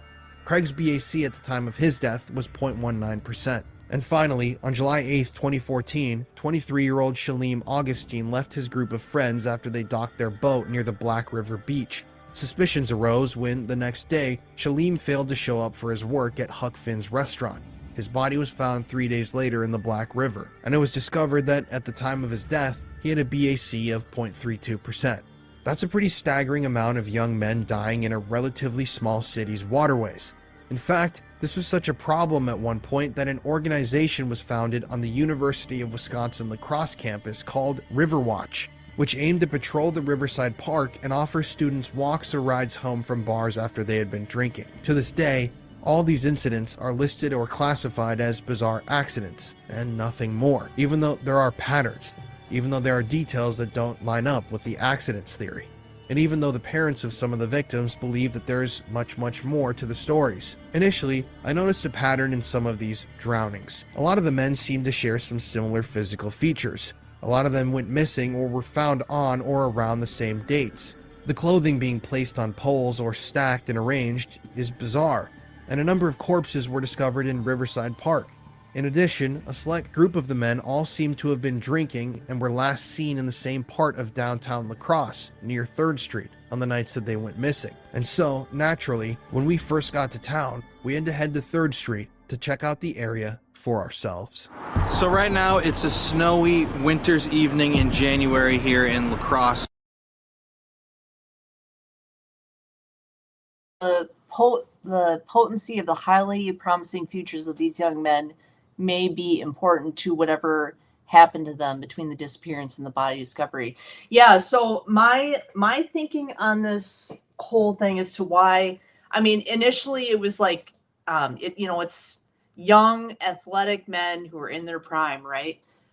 My thinking, and this is just my thought process, this is just my theory, but my thinking is like when you're a woman, right? Or when you're like a person of color, or when you're, disabled, this, that, and the other thing, you move in the world a certain way, right? You're more on guard because you have to be. Like, just speaking as a woman, there's certain things that I do, like I don't sit in my car with the door unlocked, that sort of thing.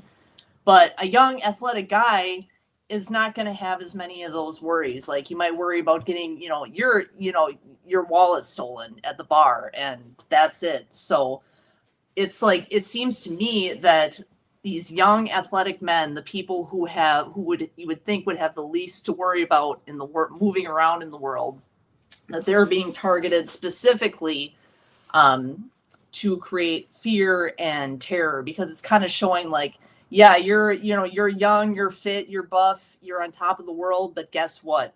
We can still get you. So, but that's just my theory. I don't have the timestamp, and I can't go back and look for it. But you're more than welcome to do that yourself if you'd like. Wisconsin, and we're here for the second part of our investigation into the Smiley Face Killers. Now, you might be wondering where we're at inside of Lacrosse. We're actually in the 100 block of 3rd Street. So it was in this area that 5 of the total 11 victims that are rumored to be attributed to the Smiley Face Killer. Some people think there's a smaller grouping of victims that could be attributed to the theory. Others think it's all of them. But 5 young men disappeared from this small swath of downtown Lacrosse. They were out drinking late into the night. Some of these men took off walking in this direction up the hill, totally away from the river, and they were found days later dead in the river way down in that direction. Now, you'll notice a similar pattern here in Minneapolis. Once again, it's young men who go missing after a full night of drinking out on the town. These men typically are having just a normal night with their friends. At one point they get separated, maybe they go home early, they start walking, and days later they're found dead in the river, sometimes months later. But it's interesting. Right now it's a Friday night in January. School is in session, the local college is in, and this is what a Friday night would look like here in Lacrosse. Now, one of the victims actually was attacked on January 8th, so 2 days before. It's January 10th right now, and you kind of get a general vibe. Maybe it wasn't as cold one of those nights and there were more people out. I'm sure that as the night, goes on, more people are going to come out to the streets, but just take a look at it. It's literally bars that obviously a lot of them are closed now. Yeah, so one other thing that I want to bring up is I have, in my research into this, I've heard stories of people who, and again, this is a lot of it is on Reddit, so it could be BS, but I've heard quite a few of these stories, and I believe based on these accounts that they are authentic. There are men who have reported possibly coming into contact with these groups and escaping. There's people who have reported, I was, 24 out on the avenue and a white van pulled up beside me and they tried to pull me in. So there are people who have possibly escaped from this group of killers and lived to tell the tale. And I don't think that I do believe that it is connected to these sort of incidents are connected to this. I don't believe that they are just random accidents. So I do believe that there is a group targeting people, and there are people who have escaped from these guys. And again, this seems to have connections to satanic ritual abuse. And here on Disclosure Now, we're trying to break through the cognitive dissonance that has to exist in order for people to look past the fact that it's real. We're trying to break through that with facts, with evidence, and who does a better job than Colin over at Conspiracy Files? Mm-hmm. I mean, he's doing an amazing job. So we're getting closer towards the end here, but let's keep her moving. Now let's just take a quick walk. You can see there's bars everywhere here. Crow Bar, John's Bar, that's actually where one of the victims was drinking on the night they disappeared. The Helm Bar, this is the area. And look at the Crow Bar, the huge bar. One table is filled. Yeah. Now, I didn't expect Lacrosse to really look like this, to be honest. I've never been to Lacrosse, so I would have no real idea. But in a weird way, I almost get an Austin type vibe. You know what I mean? These old buildings and all these bars right here. It's very interesting. The mystery, man. When you really think about it. Like as you can see right here, this is 113 3rd Street. This would have been where those bars were. 5 young men from this small area dead in the river. It's weird. I just wanted y'all to take this in. It's a snowy night here. Beautiful weather if you like the snow, which I do. I mean, it's just what strikes me always, and I always say this, we always talk about this, how normal it seems. This was what? 2006, the late 90s. So almost 30 years ago, 25 years ago. It's like these places in society just heals and moves on and just forgets about it. You'd never think that 5 young men just drinking right here were killed by a serial killing group. This shit always blows my mind. I mean, this is just an everyday American town. You got snow falling down, music playing. I mean, it seems like a really cool place to hang out. People don't realize, like, it's streets like this where people are getting scooped up and law enforcement's not really doing anything about it. They'd rather just kind of glaze over the fact that it happens and then move on about the day. But from some of the other stuff that we've looked at, it's connected to multiple other states. Could be connected to thousands of members of this group. Scary. It's a lot of fucking people. Yeah. And it's like I said to him during the interview. It's not like an evil-looking, creepy guys walking around like, hey, let me abduct and murder you. It's like just everyday people. Everyday guy in a jacket. No. Yeah, no. But really, it's like, you know, you're at a bar, you're talking to some guys, this one guy's really nice, maybe says, hey, you want a drink, I'll buy you something, boom, you're dead. It's not just girls either that this is happening to. I mean, guys are very unsuspecting in this. I mean, you meet this guy, seems like a buddy at a bar. It's just like Kat said, like the whole fact that we don't really, I don't think we're as worried about getting our drinks spiked and stuff. Yeah, like I mean, with you've been, you're a guy. Like, do you worry about, like, there's actually been times when we've been out and I'm like, babe, I got to keep my drinks safe. Like, please watch it for me, because I have to remind him of that. Because like I move as a woman, like I move differently in the world than a man does, and a young man might have his guard down more so than a young woman would. So. Hey, can I grab your next drink? And they're like, yeah, sure. You don't think anything of it. And to remind everybody, Connor was drugged at a bar. With the same drugs that they're using in this case, GHB. And it totally knocked you on your ass. Yeah, I don't remember a single thing that happened that night. Scary. Very scary. Well, very interesting, man. I agree.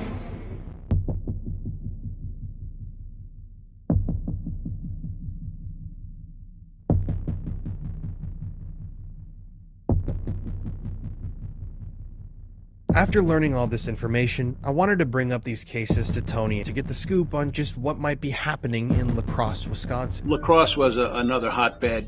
We knew about it because we had probably 6 or 7 at least drownings in 1 year, and then they make it seem, oh yeah, well, of course there are a lot of bars. There's probably more bars per capita than any other place, and there's at least 3 big colleges in the area, and of course the Mississippi goes right by all of it. So the running theory they have is these kids get drunk and then they fall in the river. Yeah, again, it's like I said, we've talked about on this channel. That's another reason why I wanted to cover this, because there's a strong Wisconsin connection, and like you said, there's a lot of bars there, and people in Wisconsin, we like to drink, we like our alcohol, so there is another connection there to this channel and what we do and what we talk about. Just that fact alone, I mean, we were all young once. I'm a lot older than you, but, I never fell in a river after drinking or anything. I mean, it's like they're zombies and it's magnetic and they go and they fall in the river. Oh, another drunk kid falls in the river. No. So we started looking at that and talked to a few people. Jeff Giese case was one of them. His father was all in. The validity of some of these search dogs, like the bloodhounds, are absolutely incredible. And we were told about all that, and then we went to our main goal next was, okay, well, let's find the living witness. So we did. We're like, okay, this kid survived it. So we went to interview him and pretty much proved that at a bar, him and his buddy both got drugged that night, and he fell in the river, or he woke up actually in the river, somehow pulled himself out by the grace of God. I mean, it was like 32 degrees out. In 45 minutes, he's done. He's totally, exposed. He would have, hypothermia would have set in, and he was finished. And his buddy was just wandering around. He's lucky they didn't grab him too, and he has no recollection. And neither does the living witness. So we spoke to him, and then it just kept going from there. And it continued to occur. And we ended up working extensively on Luke Holman was another case, which was clearly There are people involved in that. There are named witnesses. There are events prior to him. On our show, we proved that he was murdered. He had a boot print on his forehead. So, and Luke was a big guy. You know, he's a football player and a basketball player. So there were people, I guarantee there had to be at least 3 people trying to hold it down. You know, they had a dog that scented him in a vehicle. They black lighted it. You know, for people that don't know what the black light means, their DNA shows up as bright spots. That was in the car. I mean, if you're going to go to that extent, you know, and then try to cover it up or explain it away, don't bring in the dogs, you know. Don't ask the questions if you don't want to hear the answer. And that was the main case that we worked on to bring us that in Lacrosse. So with all these different hubs and clusters of these deaths, does that mean that there are like their own individual syndicates of a larger group that just operate in these cities? Yeah, according to the one guy we spoke to, yeah, they call them chairs, that they have to prove themselves, and then they get the chair in that city. And I guess what that entails is once you're a chair, you know, you're doing things to bring in money and you know, robberies and stuff like that. And there's the initiation of having to kill somebody, or, you know, in a certain way, so it doesn't look like murder, you know. And I'm not beating up the police because they're always overworked, you know, and to work on these things that way, it just takes a lot of manpower and proof, and then the DA's got to be on board. There's a whole series of events that have to happen to make this thing happen, and sometimes it's just easier to explain away. Well, yeah, they were drinking. Okay, now they fell in the river. I mean, and one disgraceful event that happened, the coroner at the time, I think he's since passed away. There was a big meeting of the city of Lacrosse, and he was speaking at it, and he says, "Oh yeah, we know who the killer is, alcohol." I mean, that's just a slap in the face to these people have been victimized, and they just got victimized again. I found that to be atrocious. And besides, he's a coroner. The people don't really understand. Coroner, all they do is certified death. What does it take to be a coroner? I don't know. But you walk over, oh, yeah, that guy's dead. Okay, you know, and then they send out to do a real autopsy. So that was disgraceful for him to say anything along those lines. So do you think that, I mean, I guess my question is, how are they staying connected? Is it like there's an actual national person that they are talk to, or like a dark web chat room? Like, how do these people organize? It was through the dark web. There was one gentleman that they said they used to visit in New Orleans. I don't remember his name, but there was a certain ideology that he prescribed to that they followed. Not necessarily that he was, you know, the main guy directing them specifically, but he was more than happy to give them direction and maybe what to look for and why and all those things. So I don't know if like the boss of bosses nationally, but definitely in certain areas of the country. So pretty much, yeah. Is there any concept of them filming these murders, like keeping this stuff for making snuff movies, or is this just like a personal thing? We don't have, as far as I can remember, we don't have any evidence to show that they filmed any of them for snuff movies. It's not to say they wouldn't. You know, now, of course, everybody has a cell phone. You can make like a movie, you know, on your cell phone and all that stuff. Now, back 15, 20 years ago, might not have been as readily able to. I mean, of course, they had the little mini cameras and stuff. So we don't know anything about that part. I haven't heard anything, but it wouldn't surprise me. It's interesting because I deal a lot on my channels with these rings, but usually it's, you know, like pet rings or these snuff film rings where it's, you know, victimizing children or adults for some sort of a commercial value because they want to sell the films or they want to sell children. But with these cases, it seems to be kind of the opposite of that, where it's a very personal reason for killing these people. It's not for profit. It's like for them, you know?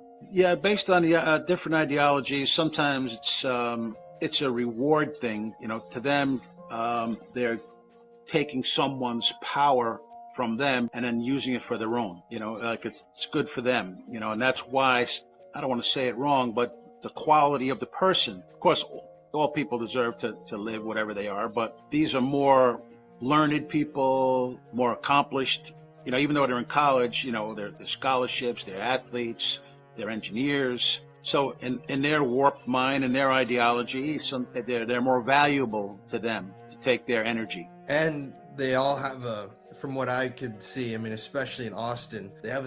Yeah, just like you would agree with that, correct? That's correct. Yeah, so that is 100% true. That absolutely is a thing in occult workings. People do kill people to try and take their energy, try to gather, whatever abilities they may have. So that is absolutely a thing. Well, I know too much about it, unfortunately.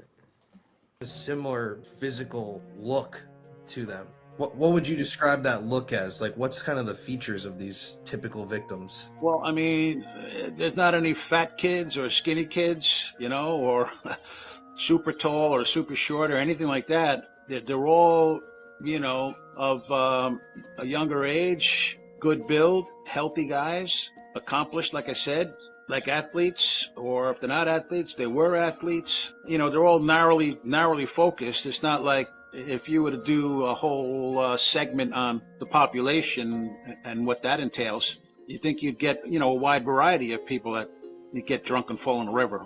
How come fat people don't get drunk and fall in a river? Or how come, somebody with a broken leg already doesn't fall in a river, or whatever the case might be?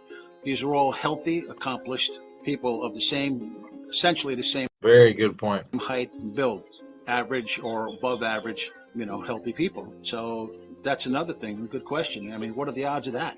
I mean, a couple drownings you'd imagine you could write off as a coincidence, but up in the hundreds at this point, it's no longer a coincidence. You have to have pattern recognition and be able to see clearly something is happening here. I'm sure you looked at the Riley Strain thing, what happened to him. I mean, how do you fall 40 feet down almost a cliff with all rocks and everything and then not have any injuries from that? Yeah, I'm stumbly enough. If I trip over here, I'll break my ankle. Forget about falling down 40 feet with rocks and everything else and then have no water in your lungs to say you drowned. I mean, some of these things are almost preposterous to tell the family. How do you, in good faith, say, oh no, this is just another kid, he was stumbling. We have him on video stumbling. Okay, why was he stumbling? Okay.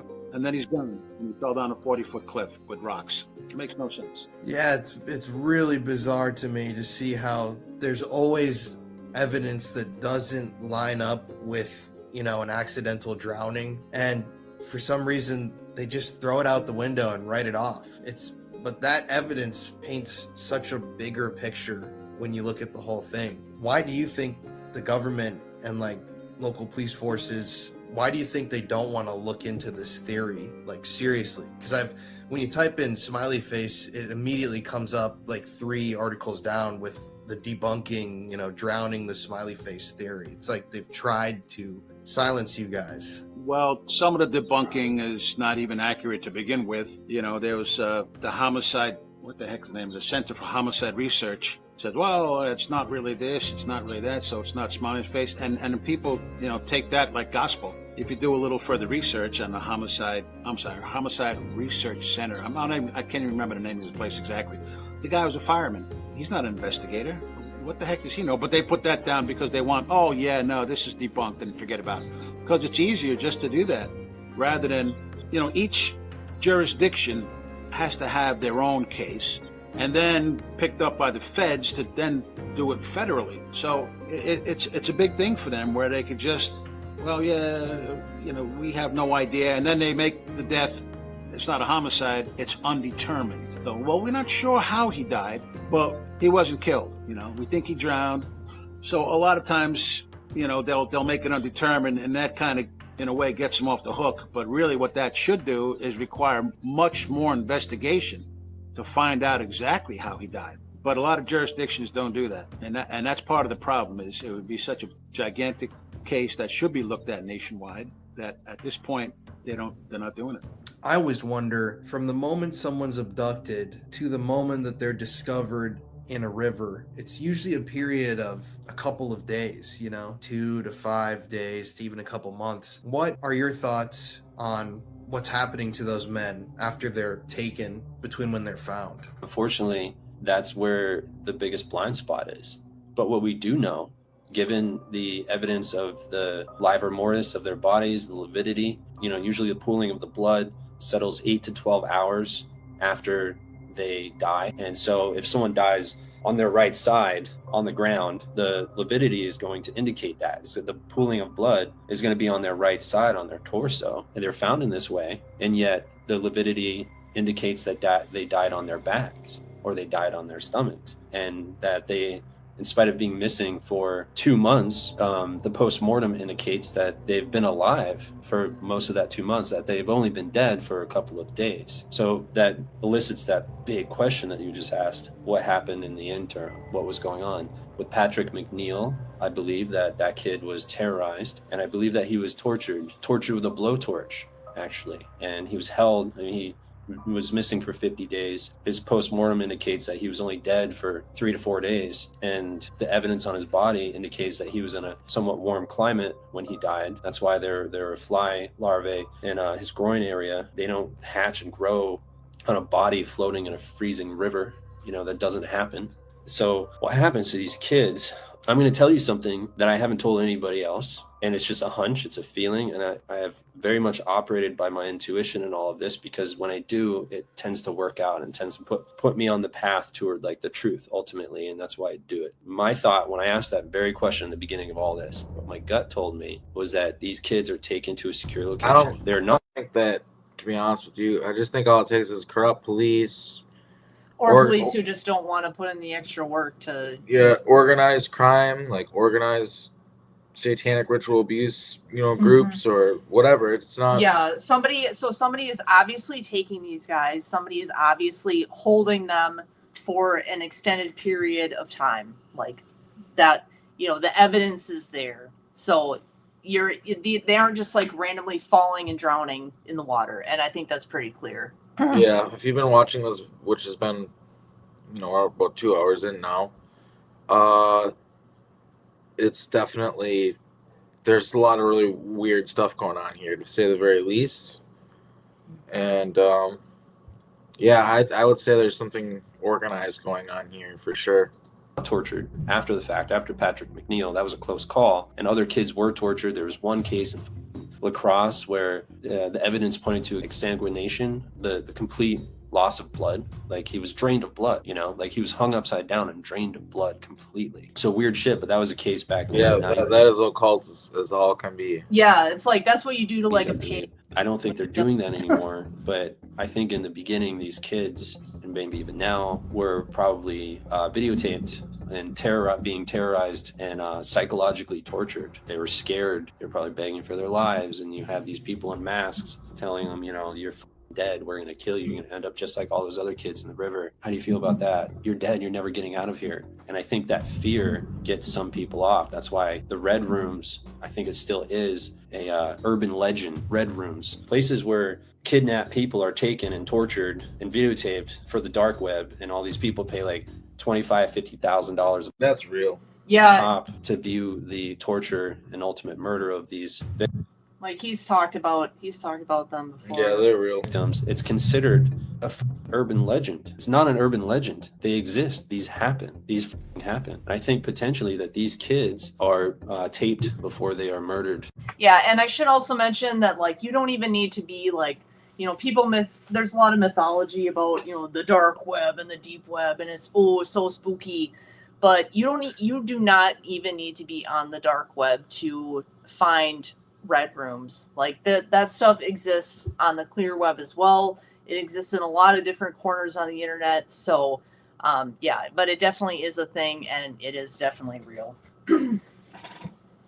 And I think those tapes are probably distributed and sold. That's what I think is happening. That's why I think a lot of times these kids, when they're missing, it's not 1 or 2 days or 3 days. It's weeks, sometimes even months. If they're being murdered, they're being abducted, and then they're being murdered, and there's a period of time in which those two don't like line up. There's this empty space. That space of time points to extremely ill intentions, and I think that they are psychologically, sometimes even physically tortured and recorded. But I do believe that this is a group of highly sophisticated killers with 100% success rate. How many serial killers do we know of that have 100% success rate? None.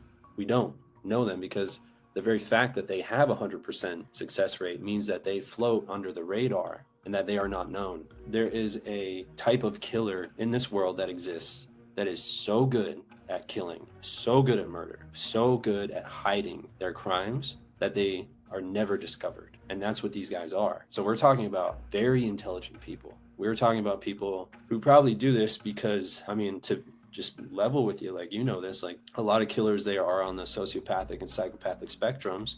You know, they probably, these killers have some degree of psychopathy. A lot of psychopaths are in high up positions. They are in government. They are like high powered lawyers. They're hedge fund managers. They're very smart people. They're very organized. They're real fucking good at what they do. It's the same with killing. These guys are that, but murderers, and they get off on it, and they love it, and they love to flaunt these murders in front of the public. And you got 33% over here saying it's a conspiracy theory.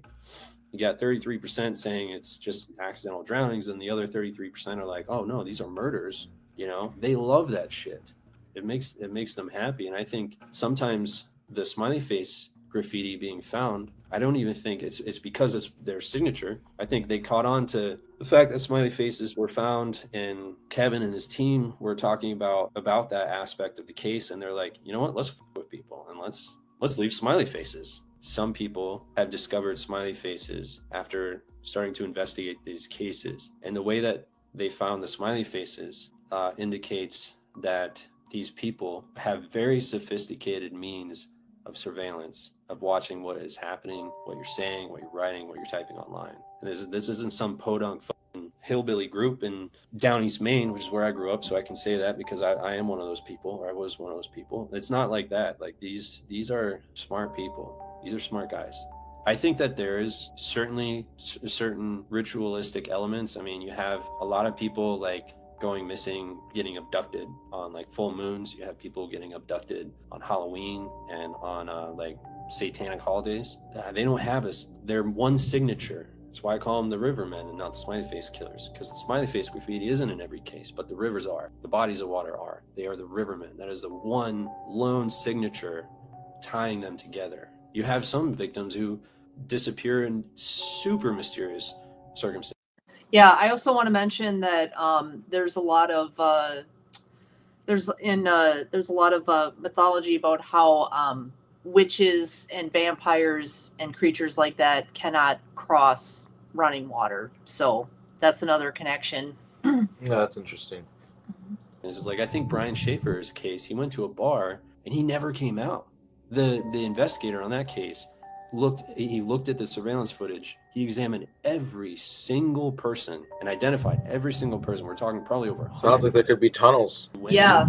And came out.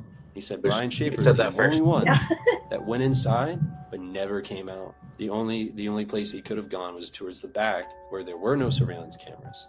That alludes to a level of sophistication that we can't even really comprehend. So that's one case. And then another case, you know, some kid is waiting for this girl that he's got a crush on in Minneapolis, this Jake Anderson, to leave a party, and he's standing outside, just like Patrick McNeil was waiting for a girl at the Dapper Dog, and then he disappears. He's gone. He leaves inexplicably. And you have some people who die of hypothermia, right beside a body of water, literally feet away from it, and some people are found in the water. Some people have water in their lungs, but some people don't. Some people are drained completely of blood, and some people aren't, you know, in a much more ambiguous state. You know, some people are found in a few inches of water, and some people are found in 20 feet of water. The one commonality is that they are found in bodies of water. The ritualistic aspect, it could just be another fuck you to us to obfuscate the truth. So last question, what do you think, I guess it's like a two-pronged question, like why do you think there's never been a formal investigation into these crimes? Like, we're going to look into the river, you know, murders, and what do you think would have to be done to finally get justice for these families? Serial killers are bad for the economy. That's one aspect. Serial killers are bad for business. When you got this up and coming gentrified area, you know, in Brooklyn or Austin, and you know, you're trying to get more tourists to come in and spend their money and boost the economy of that up and coming location. The last thing that you want to do is tell the public there's a serial killer on the loose. The last thing that the investigative agencies want to do is admit that they fucked up, that there might be 12 cases in Austin, and the investigative bodies realize that after the third or fourth victim, there was a killer or killers on the loose, and they fucked up, and they have to report back to the other overarching investigative agencies and to the families and to everybody involved and say, hey, sorry, yeah, there was a serial killer. We didn't follow the trail of evidence correctly. And so 8 more people died. My bad. We'll start investigating it now, though. No, they'll lose their jobs. They will be publicly defamed. They will be shamed. You know what social media is now, and they will never live an anonymous life again. They're afraid. They're afraid. They're afraid of losing their jobs, their careers, their pensions, their families. They're afraid of being called out. They're afraid of being caught and complicit. So you have a lot of factors that, again, the killers are very aware of that just like go against investigating these as homicides. And it's been that way for a while. That's what I think is potentially preventing these cases from being solved and being properly investigated. And I think that the only way to change that is to convince all parties involved who know something. All parties involved. And I'm talking about investigators. I'm talking about police departments, medical examiners, morticians. I'm talking about eyewitnesses. I'm talking about everybody. To scream from the rooftops what they have seen, what they know, what they think, and release that information, all of it, to the public. So when more people come together and start spreading that and releasing it, then we can have indictments. Then we can have these cases solved.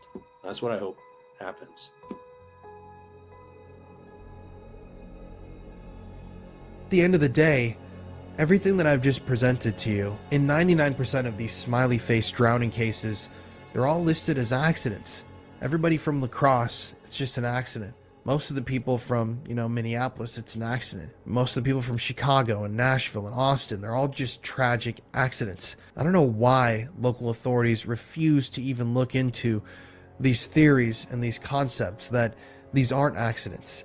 I mean, if I wanted to spend a whole day talking to you guys, I could. I would highly recommend reading Kevin and Tony's book that they published. I'll put the link in the description of this video about their findings, throughout all of these investigations.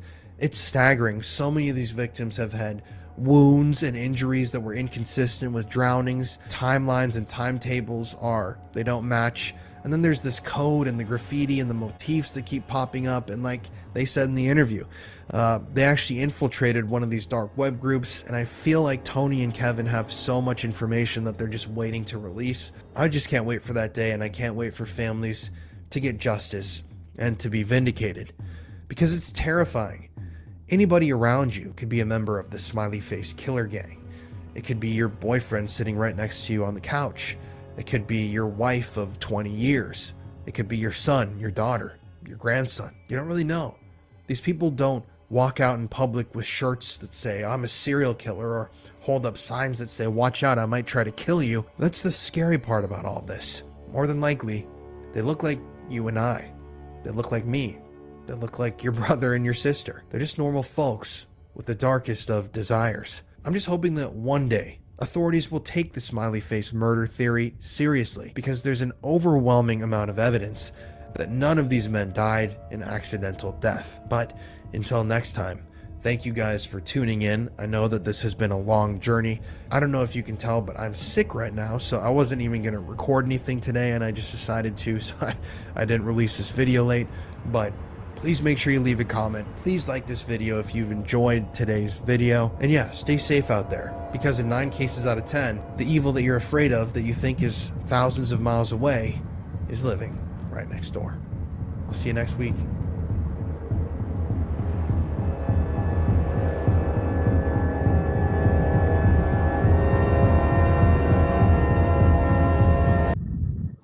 Yep. So that's it. Check out the Conspiracy Files, the Paranormal Files. Great work they're doing over there. Thank you all for watching this. There's no coincidences here. It's time for satanic ritual abuse and these crimes that are connected to all this kind of stuff, serial killers and things like that. It's time for it to be taken seriously and exposed into the light. Yeah. So with that being said, thanks for watching, everybody. Have a great night. Yes, thank you.